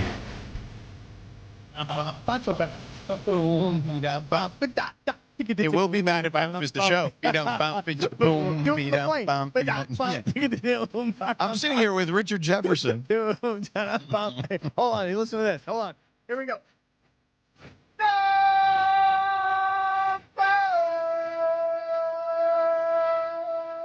Oh. Yeah. Wow, I get so dizzy when I do that. Yeah. It's so I just go back and forth twice. It's so dizzy. You gonna talk in the microphone for the rest of the? Yeah. Oh, come on, man! You just freaked somebody out who was driving. Sir, pull over, please. Yes, I'm talking to you. Pull over, please. There's a million people in the right now, like looking in the rearview mirror, going, "Me? Me? You're in the Civic. You're in the Civic. With the Civic banger. You're using too damn loud. Hey, sir, pull over, please." Hey, we've been playing Civic bangers all night, all day, morning, whatever it is. So funny. My goodness. All right, Lakers Thunder. Mañana. It's here. Who's televising tomorrow night's first game? That's a great question. I'm pretty sure it's NBC. Phenomenal. Yeah. I mean, honestly, I have to look it up. It is NBC. I just got it right here. Monday, Tuesday, and then Wednesday's us. Thursday's Amazon. Yep. Tonight is that's still confusing. Tonight's NBC. Friday will be Amazon, and then Saturday will be us. Let me see here. Today, May 4th. Today, NBC's got Timberwolves Spurs, and the earlier game tonight is 76ers Knicks. Oh, man, let me tell you something about that. And we've been talking about the Lakers the whole time, so we'll get back to the Lakers here in a second. We have breaking news? We do. Before you get to that, yeah. The Dallas Mavericks are hiring Masai Ujiri as the franchise's new team president and alternate governor. Sources told Shams Charania and Tim McMahon. Okay, that's a big deal. The alternate governor part is not a small deal. Like that's tacking on a few extra dollars to his pay as the alternate governor. That's a brilliant move, I would say, by the Dallas Mavericks. That's who I wanted. Yeah, I remember in you LA. saying that name a million times. Million times. Yep. Make him the alternate governor here. That is a brilliant move. I believe the alternate governor here, while Jeannie was the governor, I believe it was Tim Harris, if I recall correctly. So who is it now? Do you have I any don't idea? know. Yeah, I do not know that. I do not know that. That is, Yes. Maybe Lon. I That don't is know. wild. Yeah, that would make sense. Maybe Lon Rosen. Yeah. But yeah, that is a brilliant move because he's excellent at his job. Like, I don't think there's any question. He helped him and Tim Connelly helped build the Denver Nuggets. Then he built the Raptors.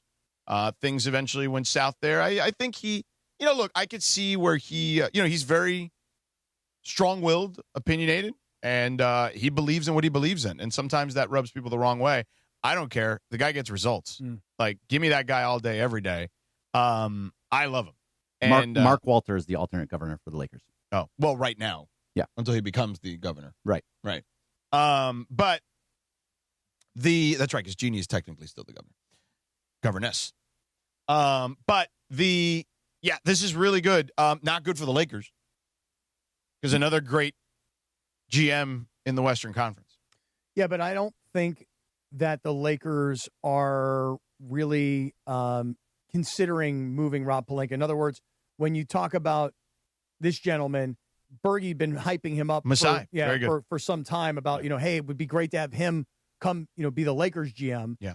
I got to say, regardless of what happens, even if the Lakers wind up getting swept by Oklahoma City 4-0, I think Rob Pelinka, to his credit, this may be his best year of putting a team together, which I know sounds kind of weird because you're like, really? This is the team he's put together? They're that good? No, not really. But think about it. I would ask you this question. If they didn't have Marcus Smart, where would they have been? You didn't. No, I gave get me a it. sigh. You gave me a little bit of a sigh. I get here. it. Marcus Smart has been very good in the postseason. Yes, okay. he has. And if you didn't have Luke Kennard, would you have won those first two games? Sure. I still think, though, the reality is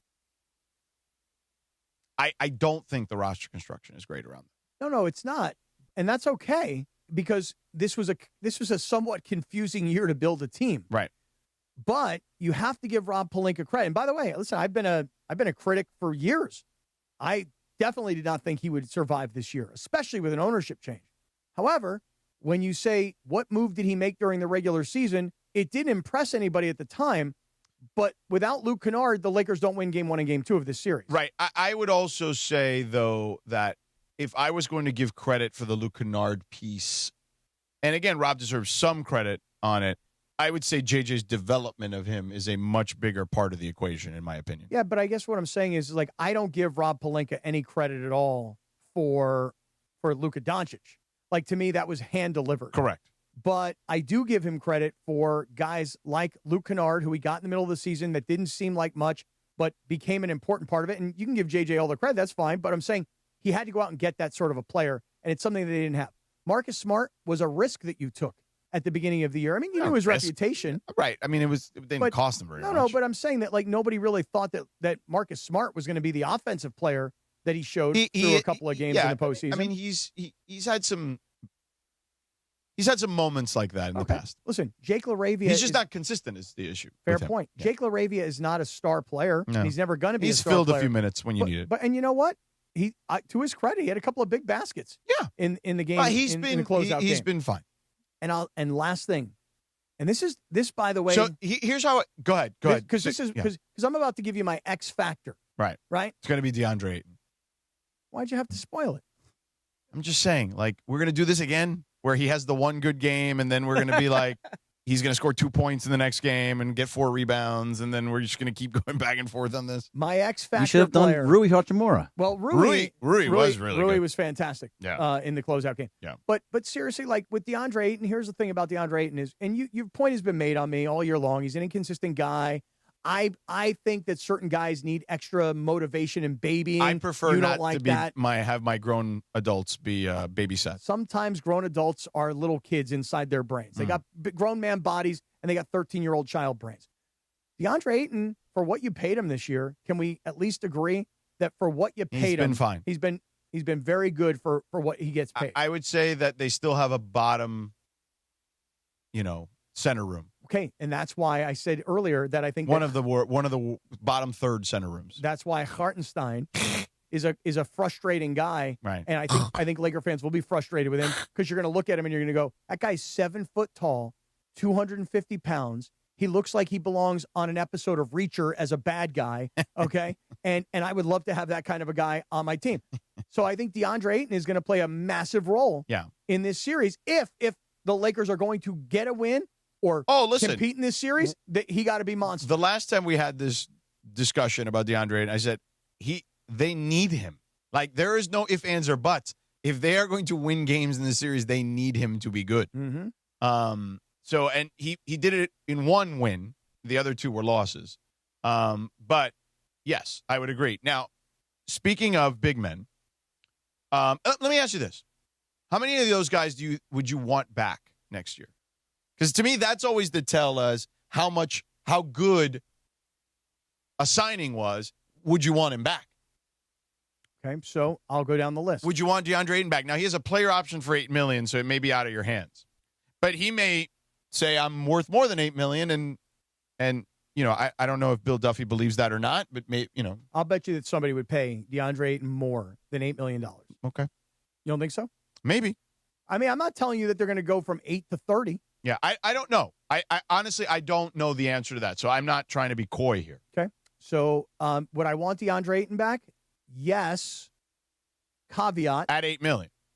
A, at $8 million. Yeah. And B, probably as your number 2 center. Right. You're not going to be able to afford Marcus Smart or Luke Kennard, even if you want to, in my opinion. But would you even want them back? Marcus Smart, I would want back. I think, he's a heart and soul guy. Yeah. So I love that. Mm-hmm. Marcus Smart has... You have dodged most, not all, but most of the Marcus Smart injury bug stuff. This year? Which is probably not sustainable moving forward. He's going to be 33 next year. Yeah. He missed a bunch of games down the stretch and then came back just in time to kind of help build this roster for the postseason. But you for the most part, you got a healthy Marcus Smart this year. Yeah. Which had not been the case in 3 years. Yeah. As for Luke Kennard, I would like to have him back just because I like calling him Luke Kennard. Mm-hmm. But honestly, I just don't see him as being a championship caliber player. Meaning, look, I love the guy. I think Luke Kennard has shown me way more than I knew that he was. And I don't mean just as a shooter. I mean really athletically. The way that guy goes in and can get close to the basket and score from really close range. I think he's a solid enough-ish defender, but I think you need to spend money in places where you can find people that can really help you elevate to a championship. Can Luke Kennard be that guy? In games 1 and games 2 of the last series, I thought he was. But once they started paying attention to him, things changed a little bit. So I would at $11 million. I mean, he's probably going to. You can maybe if you get the right price for him, another 1-year contract. Yeah, lower. I just think he'll probably he'd probably be priced out a little more than that, if I had to guess. So, okay. He's probably more of a mid-level guy, like $15 million, which the Lakers could not afford. Nope. You can't use your mid-level. All right, so here goes. You ready? Luke Kennard, yes or no? Back next year? Probably not. No. Yeah, I'm also on the nose. Marcus Smart, yes or no? Probably not. I would want him back. Yeah, I'd want him back also. Especially at the $5 million. He's only making $5 million, right? Yeah. It's not happening. He's going to make more than that next year. Somebody's going to pay him more than that. DeAndre Ayton next year. For me, I want him back, but I need another center. I need somebody that can be I need another big body. I need Hartenstein. Keep him at the $8 million for 1 year. Don't extend him or anything. Right. Yes or no? You live with that? I mean, if you got me a better center than him, if he's the backup, I'd take that. Okay, who do I miss? Now, he's not going to like that. So how about Rui Hachimura, who's at 18 now, but is going to demand somewhere between 20, 25? This is a much more difficult decision, I think, with Rui, because Rui can have games where he gets smoking hot and can't miss. I would not bring him back at that number. But at that Neither number, would I. I kind of agree. Yeah. It's too much. Yeah. I wouldn't necessarily bring him back at this current number. No, at 18? No, absolutely not. See, that's the thing about certain guys. Like, for example, I'll use Austin Reeves as an example. When Austin Reeves first got into the NBA and nobody knew that he was going to make the team, and then he started to become good, you're like, okay, well, you're going to take him from whatever his original number was as an undrafted player. Let's just call it $1 million for argument's sake. Let's just say Austin Reeves was $1 million player. Then he becomes a $14 million player, and you're like, well, is he going to really live up to the $14 million? Can we all agree that he's lived up to that? He's a better than $14 million player, Austin Reeves? Yes, no? Yes, yeah, Everybody with me? No question. Okay. Yeah. But then the question is he a $40 million player? And if he's outperformed a $14 million a year contract, would he then underperform a $40 million a year contract? I mean, underperform. I mean, just based on the math of the dollars. I feel like, if I had my druthers, I would pay him less than $40 million. That's what I.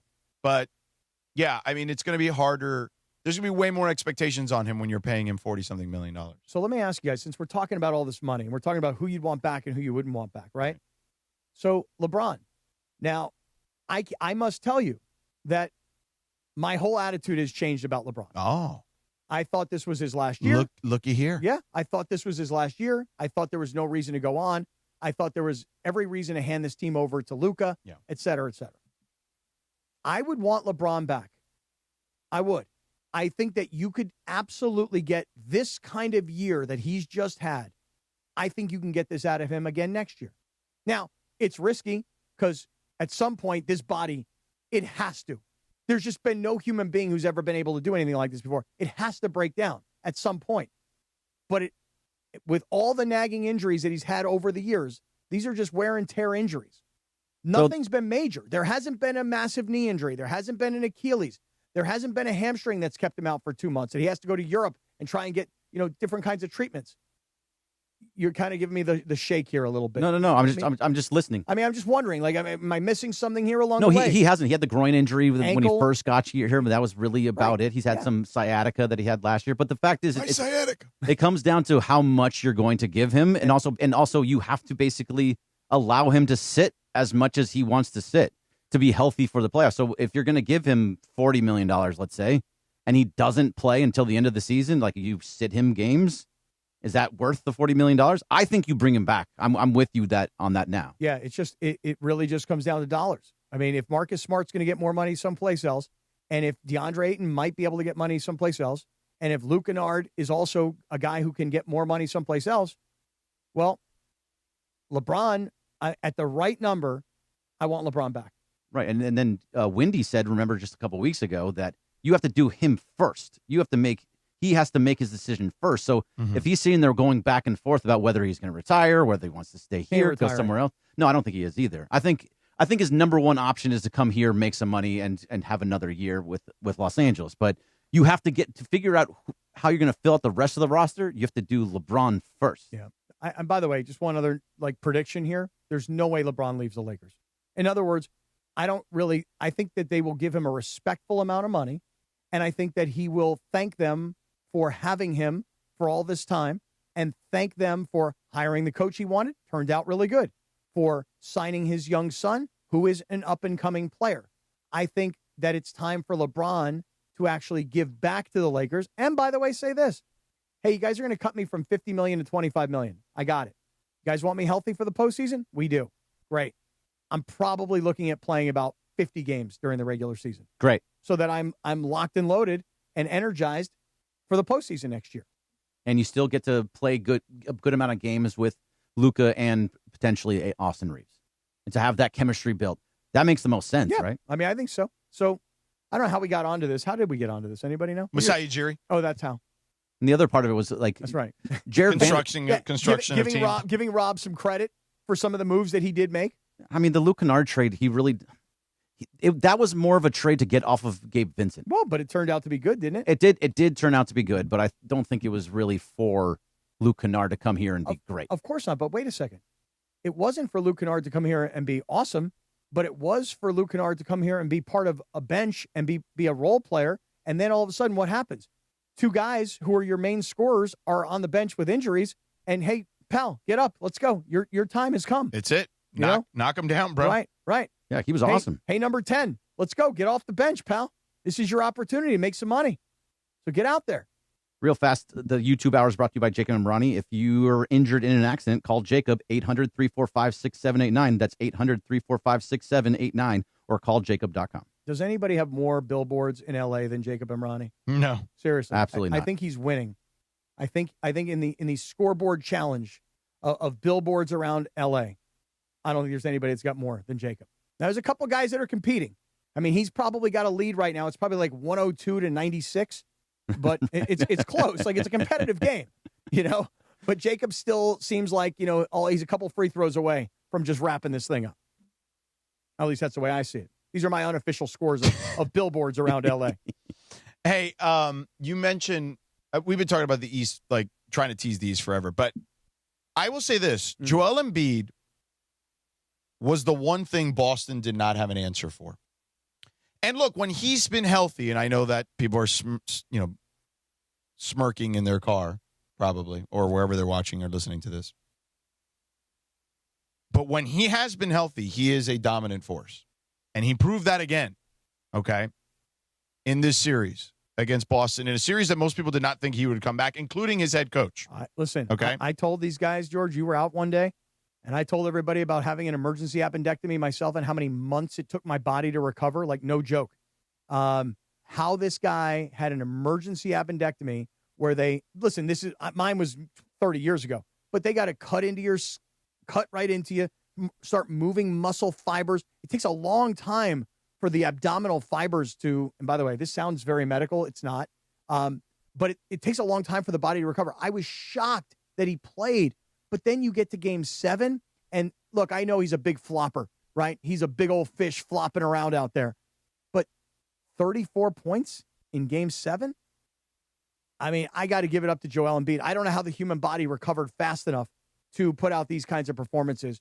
And look, Joel Embiid was in a hospital 2 weeks earlier, and he comes back and he plays, and then you get to game 7, and he's the number one guy where what his reputation is supposed to be. And by the way, the flip side of all of that was watching Jason Tatum sitting on the bench with a knee injury.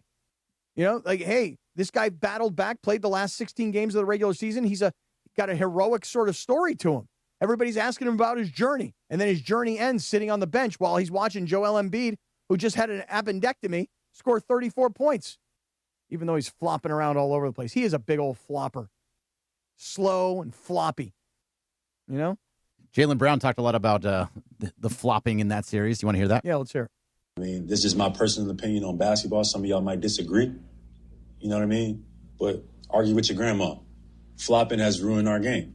Joel Embiid is a great player, one of the best bigs in basketball history. Flops. He know it. This ain't breaking news. This ain't, you know what I mean? It is what it is. I can clip it up. Like I said, y'all can post it on these paid accounts that y'all, these bot, whatever. That's just my opinion. Yeah, argue with your grandma. That's a good drop. He a big old flopper is what he is. So your point about Philadelphia, though, is what? After Philadelphia beats Boston and now gets ready for New York, what is your point? I would say that if you still have one of those special big men, you could still win. It's possible. But you have to have one of those, right? And it's why, if you look across the NBA, we've kind of hit a different breaking point where it was a lot of threes. Teams were playing smaller. Now, size is back in a big way, okay? Pun intended. Mm-hmm. And you look at teams because of Wembanyama, because of Holmgren and Hartenstein, right? A lot of teams implementing two bigs. The Cleveland Cavaliers, Lindsey's team, Mobley and Allen. You need length. You need size, okay? And not just size amongst the big men. You need positional size, too. Look at Detroit. Kate Cunningham is 6'6", man. You know what I mean? I mean, the Lakers have that with Luka. He's big. He can get rebounds. Like, you need big men, length, and positional size as much as you need three-point shooting. I'm not saying the shooting is out the window, but if you can at least be decent from three and have positional size, you're good. Look at that Philly team, okay? They've got Tobias Harris, who's big for his position, right? He can play the 3, he can play the 4, right? Kelly Oubre, long, big, 6'6", you know what I mean? Long wingspan, okay? Maxi's the only little guy. VJ Edgecombe, 6'4", right? Long wingspan. Like, they've got, and obviously Joel. Even some of their backup guys, like Barlow, that kid, he's big, long kid. Like, they've got guys that have length. You need that, okay? The Knicks, who they're playing, OG Anunoby, huge wingspan, right? Mikal Bridges, long wingspan. You need size and length, I think, more than you need shooting right now in the NBA. If I were constructing a team, I would want length, then shooting. That's the combo, 1 and 2. If you can get both, oh my God, you're great, right? Argue with your grandma. But look at I'm going to be doing. Look at OKC. They're rarely. Greg, look this up. I would venture by the way. I would venture to guess right now. OKC is not in the top 5, 6, maybe even 7 in 3-point attempts. I would imagine they are probably middle of the pack. And that's just off the top of my head. I don't know exactly where they are. But they have unbelievable length. Every position. Shea is long, okay? Jalen Williams we talked about, right? They've got length and athleticism, okay? And, yeah, they can knock down some shots, but they're not a three-point reliant team by any stretch of the imagination. So I think Philly, who's also not a three-point reliant team, 12th, there you go, middle of the pack, all right? They can create a problem for the rest of the teams in the Eastern Conference if Joel Embiid can be healthy, which, you know, if you're probably placing a wager, you probably can't. Yeah, I mean, I always think of him as a guy that doesn't play. Let me ask you this. You talk about big guys and big size guys. Like, look, Jackson Hayes might be 7 feet tall. But he doesn't play big. But he's 125 pounds. But it doesn't matter. Like, he brings length to the table. Yeah, but like if you had Joel Embiid fully healthy on the Lakers, fully loaded, LeBron, Austin, Luka. Well, there's no way you can make all that work. No, but I'm saying basketball construction-wise, forget about money. Yeah. Like, to me, I would see a guy, I would see Joel Embiid as not being able to get up and down the floor fast enough to keep up. Right. You know, like I just see him as slow and heavy. But it doesn't matter. But when you talk about like having one of the really great big guys, so after Wemby, okay, there's nobody who's like him, right? And then Chet is sort of the closest body type. Yeah. After that, when you get into Joel Embiid and Karl Anthony Towns and, you know, a fully healthy Anthony Davis type, give me anybody else out there that you think of that can compete with a top level center who can compete with a Wemby. Look, the reason the Denver Nuggets became less competitive, there's a real correlation to Aaron Gordon being hurt. Mm-hmm. Okay, I'll go with when that. When Aaron Gordon is healthy, the Denver Nuggets are a championship caliber team. The problem is they don't have a lot of depth.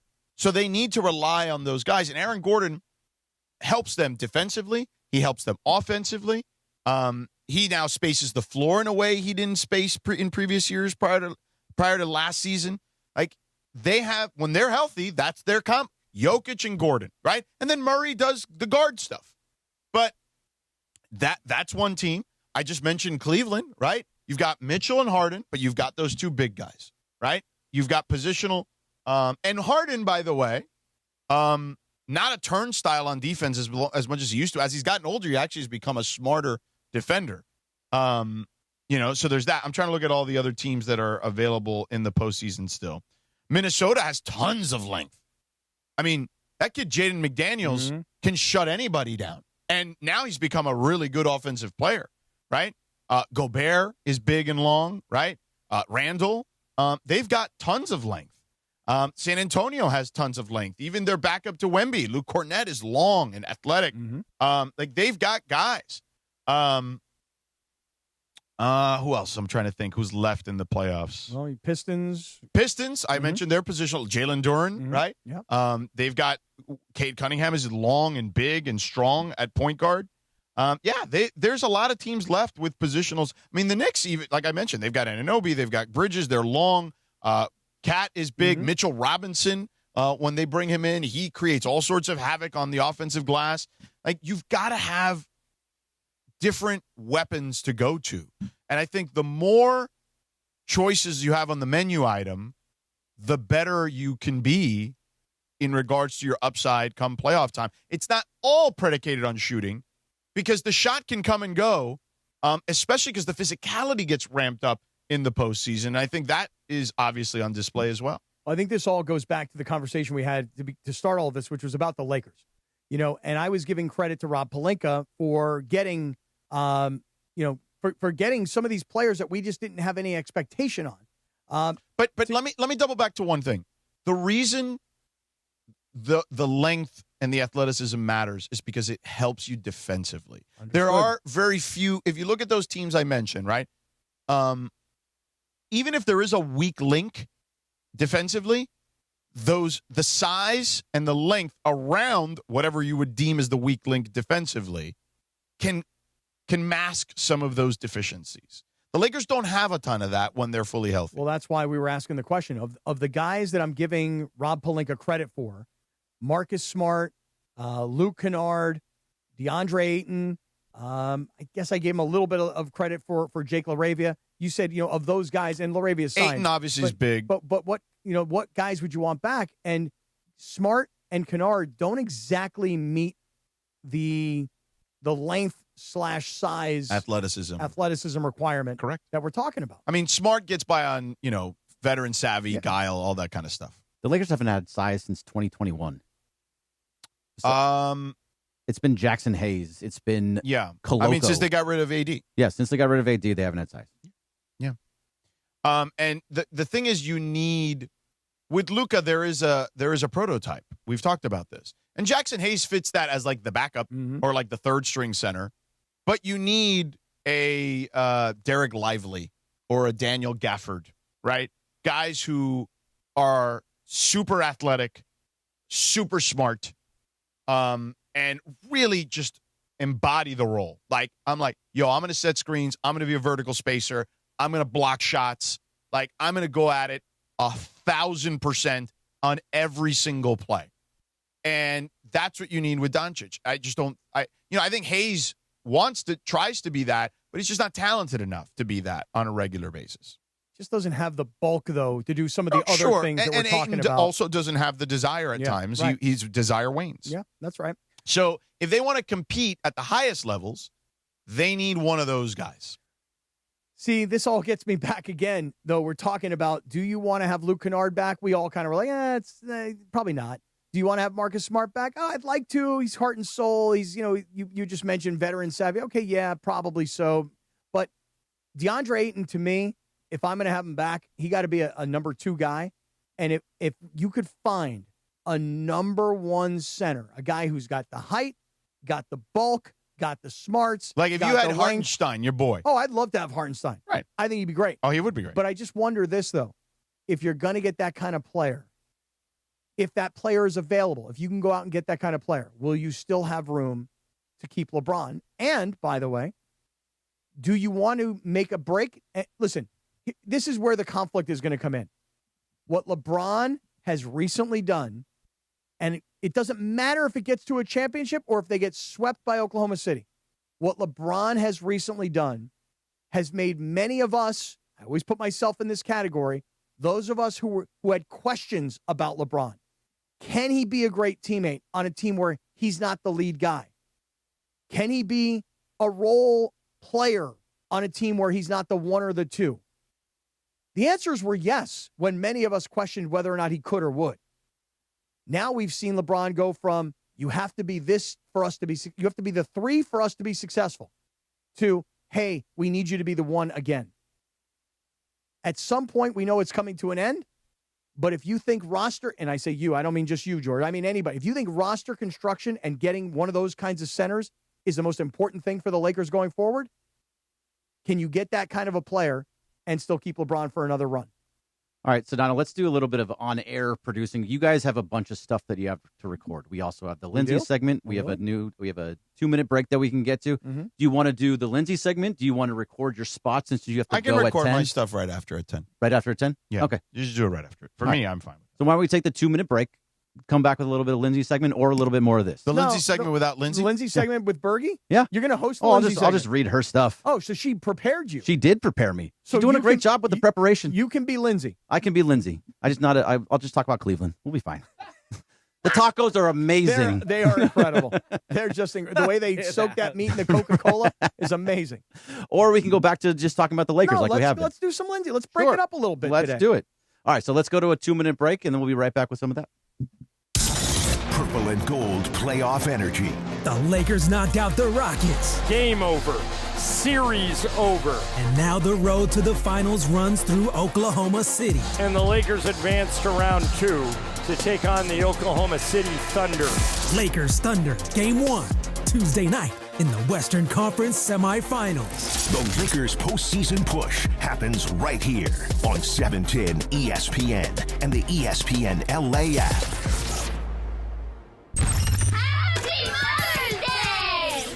It's time for Sedano to take care of Mom for Mother's Day. Thanks to Burke Williams, ESPN LA's official recovery partner. Listen on Tuesday and Wednesday to the Sedano and Kap Morning Show. When you hear the cue to call, you have your chance to tell Sedano why you should win the ultimate reset for the mother in your life. What you gonna do on Mother's Day? I'm gonna celebrate with the mother? The ultimate Mother's Day spa experience. From Burke Williams, the Sedano and Kap Morning Show, and ESPN LA. Mason and Ireland, the OGs of LA sports talk. Plea to you people that don't like LeBron, and I know you're out there. Put your hate aside for a couple of weeks because you are missing out on this guy taking our team on a ride that is so fun. What LeBron is basically saying is, I'm going to put the team on my back and I'm going to carry them over the hill. Mason and Ireland, weekdays at noon on 710 ESPN, the ESPN LA app, and on YouTube. Argue with your grandma. It's DeMarco Farr and Travis Rogers for your afternoon drive. Wait a minute. You can't call me Baby Whale. I've been calling you Baby Whale for 2 days on this radio. I will not answer to Baby Whale from you. You don't answer to me most of the time. Only certain people can call me Baby Whale. Why? You're not, because that's like a family nickname. Like we played together. I won't answer. What if I call you Sexy Whale? I really won't answer you. DeMarco and Travis have taken over Afternoon Drive. Weekdays starting at 3 p.m. on 710 ESPN. You're hanging out with the Sedano and Kap Morning Show. Oh my, this is a banger. Don't get a chance to use that word very often, guys. George Sedano, Scott Kaplan. But it just sort of came out of my mouth. Banger is what it is. More Sedano and Kap right now.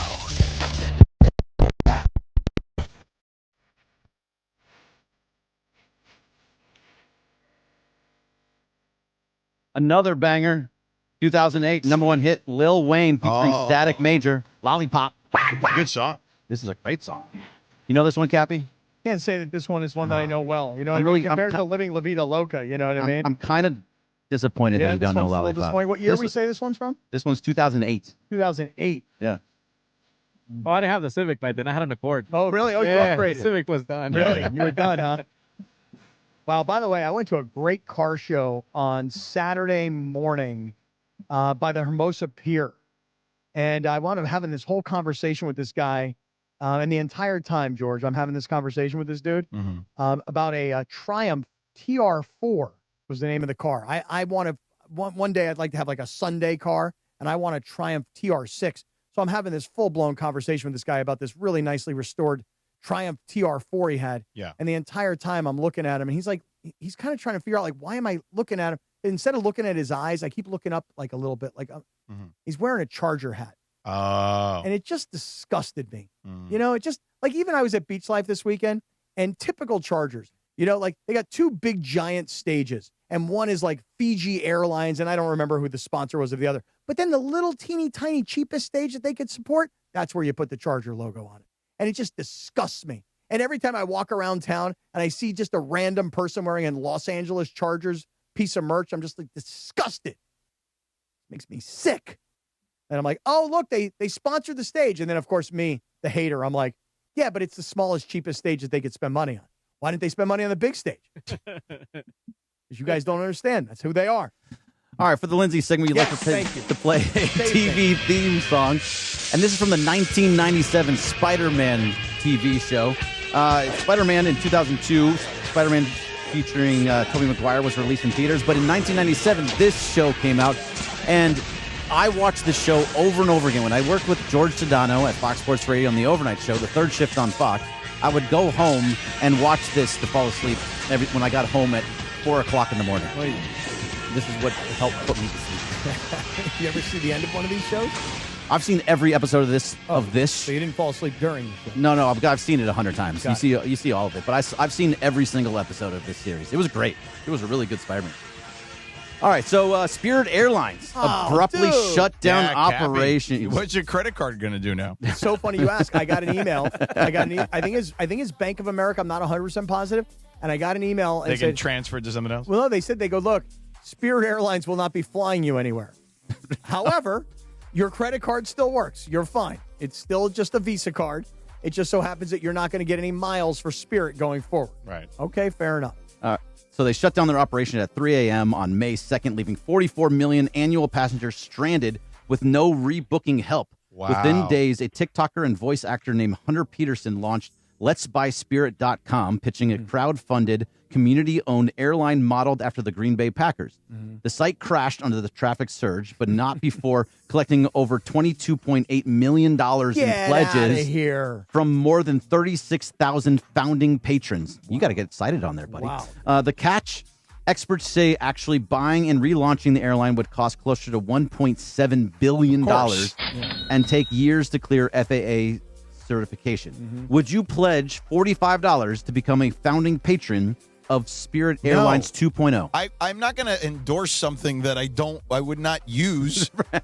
So like I ain't flying on Spirit. I did it one time. I even got the big front seat, and I was still terrified when I was on there that the thing wouldn't make it. And it was just like a literal 75-minute flight. Never again. Dude, you might have been one of those guys who crashes into the ocean and gets eaten by a shark. Right. Look, here's the thing. I would put $45 in so long as I can use my Spirit Airlines credit card to pay for the $45.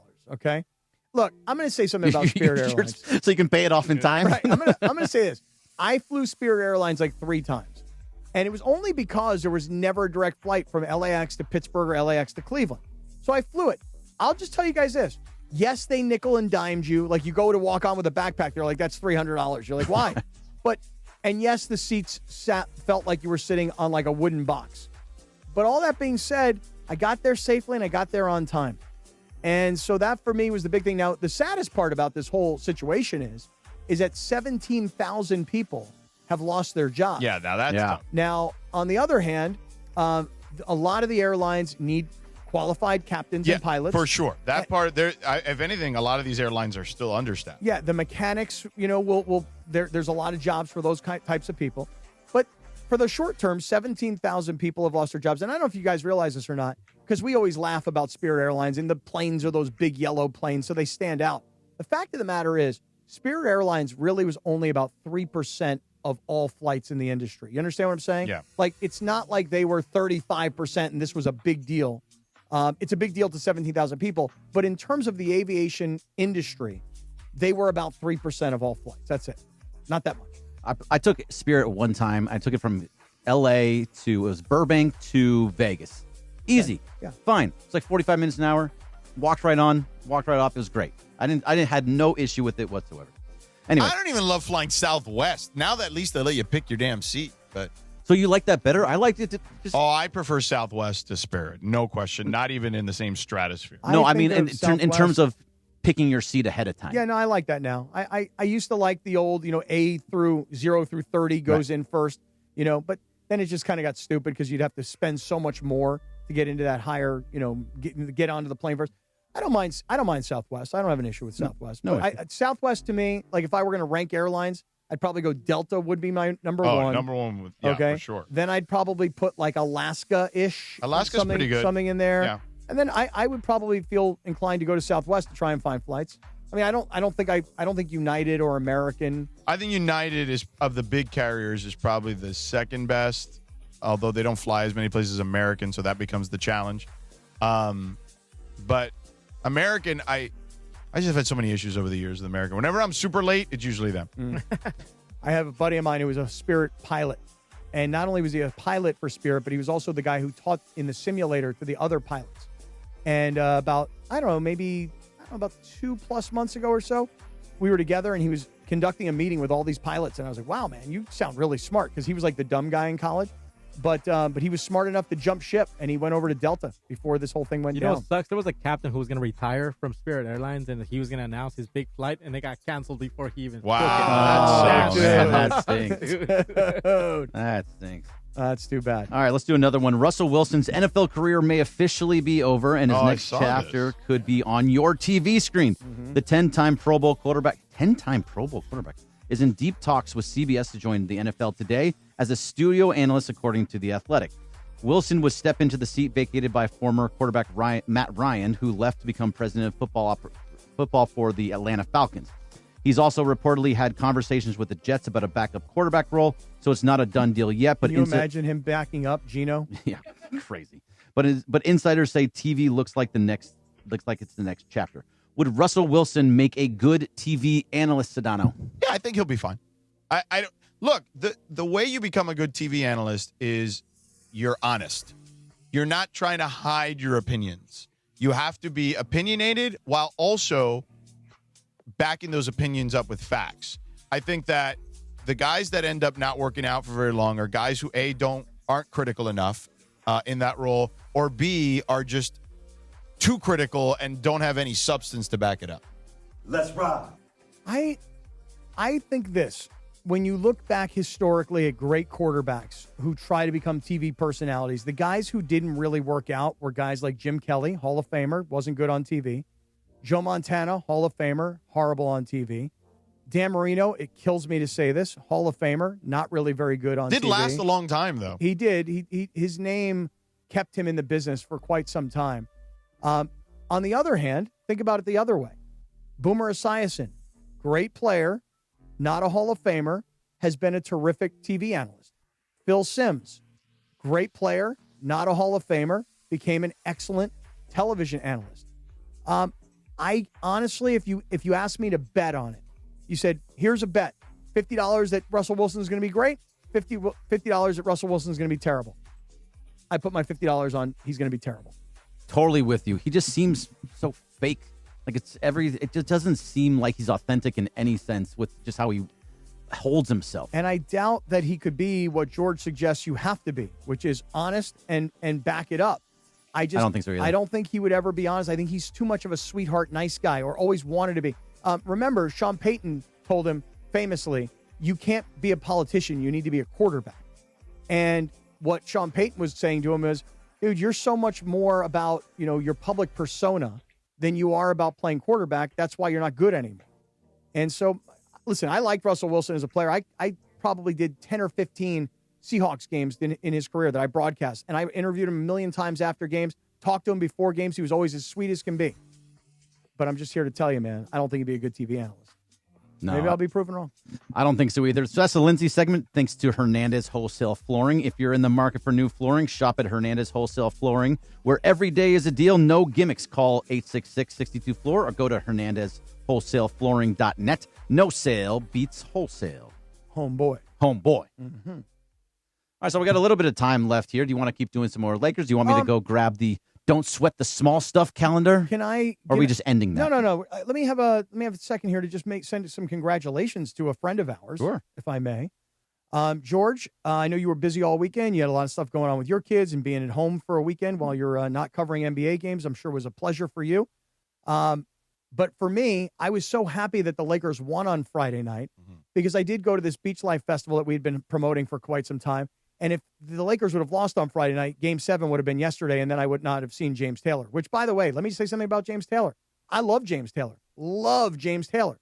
But JT, if you're listening this morning, and I know you are because everybody is, my brother, if you took your best 15 songs and you sang just those 15 songs, everybody would sing along to every word. Last night, James Taylor was talking about some stuff I'd never heard of before. I mean, there were songs that I'm like, bro, I mean, I think I have a very good grasp on your catalog. I just didn't know a lot of these songs last night. And watched a lot of it from the hotel because I was like, all right, let's go. Let's get out of here and beat the crowds. Although yesterday was a little bit of a crazy day in Redondo. Did you catch any of this, by the way, George, about the bomb scare down by the pier? I did not. Oh, yeah, dude. So I think this show was supposed to open up. The gates were like supposed to open at, let's say, noon. Everything got pushed back because there was some guy, apparently, who was threatening that he had guns and a bomb. And, I mean, helicopters were flying around going, wow, go back into your hotel, you know? Right. Like literally, like the That's crazy. Yeah. And so a friend of mine was like, well, dude, let's go the other way. Let's go to Hermosa. And I'm like, why? And he's like, well, because the cops and the things and the helicopters. And he's like, I think we should go the other direction. I'm like, no, man, we got to go into it. We got to get as close to it as we can, you know, see what's going on. And we got there and we were talking to some of these cops and they were telling us, but it was all just a big farce because people are stupid that way. Anyway, yesterday, because I didn't have the Lakers on, somebody else who was also pretty happy that the Lakers won on Friday night, our friend Geeter McGee. Did you guys hear what happened with Geeter this weekend? No. How did his daughter do? So his daughter was in the Junior Olympics for volleyball in Reno. Yeah. And so Geeter, who was watching the game on, he was streaming the games on Friday morning. After the game, the Laker game on Friday night, the next morning, Saturday morning, got on a plane and flew up to Reno to see his daughter. Yeah. His daughter's team went in to the Junior Olympics as the #1 ranked girls volleyball team in the country. Not that big of a shock, right? South Bay, LA. I mean, these teams produce a lot of the Pac-12, or I guess now it's the Big Ten type talent, right? Geeter's daughter, not only did her team win the gold medal and win the entire national championship, how about, I goosebumps saying this, his daughter was MVP. That's awesome. That's great. His daughter Good for was you. Congratulations to the McGee Right. family. So, Gee, sending you some love. I'm sure you're listening right now. But he sent me a picture of him. His daughter's got the gold medal, and Dad has got the MVP trophy. That's awesome. Isn't that cool? And I'll put it up here a little bit. Maybe Carlo can get in on it a little bit. Yeah. But there you go. So that's great. Yep. So that's something I just wanted to make a quick mention of because his daughter's now. going Were you texting with him because you were hoping to get like some sort of advantage of having Geeter with you in your party at Beach Life at all? No, quite the I opposite. feel like there's always like some angle for No, you. quite the opposite. As a matter of fact, I think that he was kind of thinking that he could tag along with me. You Oh, know what I mean? I think that I was, see. That was sort of the thing that was going on. So, Geet, congratulations to you, my man, and wanted to make that comment.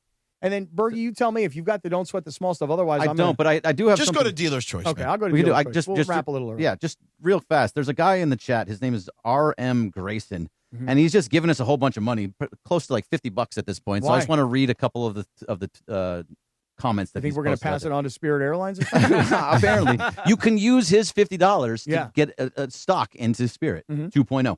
He said Isaiah Hartenstein is an off-season trade, Miles Bridges is an off-season trade, and DeMar DeRozan in an off-season trade. We need cap space. Move on from LeBron and his son eating into our cap with no production. Okay. I don't think you're getting all three of those players even in an offseason trade because you have to trade something for them. Okay. He also says Miles Bridges is a great stretch 3 for us. Is on a cap-friendly contract. Miles Bridges on a cap-friendly contract, regardless of his off-the-court stuff, and he's not Ja Morant PR-wise. DeRozan is on an expiring contract with the Kings. On to LeBron. No to LeBron. Okay. He's spending a lot of money. Listen, here's the thing about LeBron. I think it's going to become a big conversation. I really do. And I think, look, if the predictions are right, which is that the Lakers will have a very hard time even winning one game in this series, which I'm picking the Lakers to win the series. But what are you laughing at? It's great. You like this, don't you? I do. When they win, I'm a genius. Yeah. Okay, I'm a ball knower. Lakers in 7, baby. If the Lakers win, we will officially dub you a ball knower. Wow. We'll have a ceremony. Extra incentive, and Cappy. never take it back. It can never be taken back. We'll have a ceremony. It for is you. mine, and it will be mine forever. We all have hoods on. We could we could do it in the YouTube hour, Holding candles. where like there's like me and Trudell and like Wendy, and we're all wearing like DeAndre. like cloak, like like capes and yeah, stuff. right. Mm. Right. I want you to go a level deeper too. I want like guys like Tim McMahon to Right. show Yeah, up. yeah, you know yeah. what I mean? I Yeah, want yeah. like all Bobby of them. Marks Right. get in there. Yes, McMenamin. Right. Yeah, yeah. Yeah. Keep going deep. Yeah, we'll have Danny Green and Perk come Yes, over. Yeah, yeah. exactly. Yeah. And Perk would be like, "Damn, Cap, you finally a ball knower." Now I really want Lakers in 7 just for this. It'd be amazing. We'd do a ceremony. The social that Carlo would have would be great. Just terrific. All right, now it's time for the Dealer's Choice Real Deal thanks to Seller's Advantage. Want to sell your house before you call an agent? Call Seller's Advantage. They'll buy it as is with a competitive cash offer. No repairs needed. They make selling easy. Call 888-390-AS-IS for a no-obligation offer or visit sellersadvantage.com. Providence Realty, DRE number 01915212. Guys, I'd like to have a very brief conversation. I know today has been a lot of Lakers, been a lot of NBA, okay, been a lot of fun, been a stress-free sort of zone here this morning. But I must talk to you gentlemen about corn dogs. Okay. Corn dogs. Yeah. When was the last time you've gotten into a corn dog, George? 20-something years. Easily. Maybe longer. Briones, how about a corn dog for you, bro? About a month ago, maybe. Yeah, a month ago. Yeah. Disneyland, one of those. Big one? Oh, yeah. You had the big one, huh? Yeah. They give you the choice. You want the big one or the little one? Okay, so I had two. One's a regular original corn dog, and then the other one was a meatball something. It was something they made up. So a meatball it's a meatball, stick? cheese, and then meatball, cheese, and then they give you marinara sauce to dip it in. So it's like a spaghetti meatball kind of thing. Okay, but that's not really a corn dog. I know, but I tried it, but it was just something else. Yeah, I was just giving it a try. Yeah, just give it some Bergie, corn dog. So weirdly enough, Jean, my girlfriend, had 2 corn dogs last night from Trader Joe's. So weird. She had 2 of them. I do not eat corn dogs. I don't like hot dogs. Okay, so I don't eat corn dogs either. Yeah. It's just not something that I would ever order, not something I would ever eat, right? Right. But you see, when you get done with a concert or a game, you know those ladies that are standing outside? Oh, yeah, they're and selling food. They got the hot dogs and they're bacon wrapped and everything. Street meat. Right, like I would never eat that. I would never buy that. Because extra cilantro for my man back here. Yeah, right. Bernie? Oh, yeah. It was great on it. What are you talking about? Just because I have food guilt, you know what I mean? Like I would be like, ugh, I ate that. And it would also bother me that I bought it. You know what I mean? Like the whole thing was no good. So what happens is my girlfriend, every time we leave a concert or a venue, she'll get one of those street dogs. Yeah. Please don't. Please do not get it. Why? Here's why. You're going to have 2 bites, and then you're going to hand it to me, and I have no willpower. I'll eat the whole damn thing. So we were at... And then you end up with the toilet. Right. So we were at Beach Life on Friday. Maybe it was Saturday, rather. Yeah. And we're walking out, and this friend of mine goes, I'm getting a corn dog. And listen, there were 2 sizes. There's the little guy corn dog, and then there's the big guy corn dog. You know what I mean? And that big guy corn dog, when you're eating that thing, it is not a pleasant thing to watch, okay? So needless to say, she gets this corn dog. And it's got this giant, like head on top of it, like where it's bigger. You know what I mean? Like, it's just bizarre. The way they dip it in, I guess. I don't even know what that is that they dip it in. Batter. She orders this corn dog. This thing must have been like $17 too, by the way. Stupid. She takes a bite, dips it in mustard. Oh my God, this thing's so good. She takes another bite. Oh my God, this is like the best corn dog I've ever had in my life. Like, all right, give me a freaking corn dog. Let me take a bite of this thing. Dude, I put down the remaining 8 inches of this corn dog. I took him down. Okay, I took down the rest of this thing. And the thing about it was, it may have been the best hot dog I've ever eaten in my life. And the corn dog stuff on the outside was world class. And the heat lasted so long. I walked out of the venue. I was walking across the street to the hotel. I'm still eating this thing, and it's still so hot and good. Corn dogs are gross.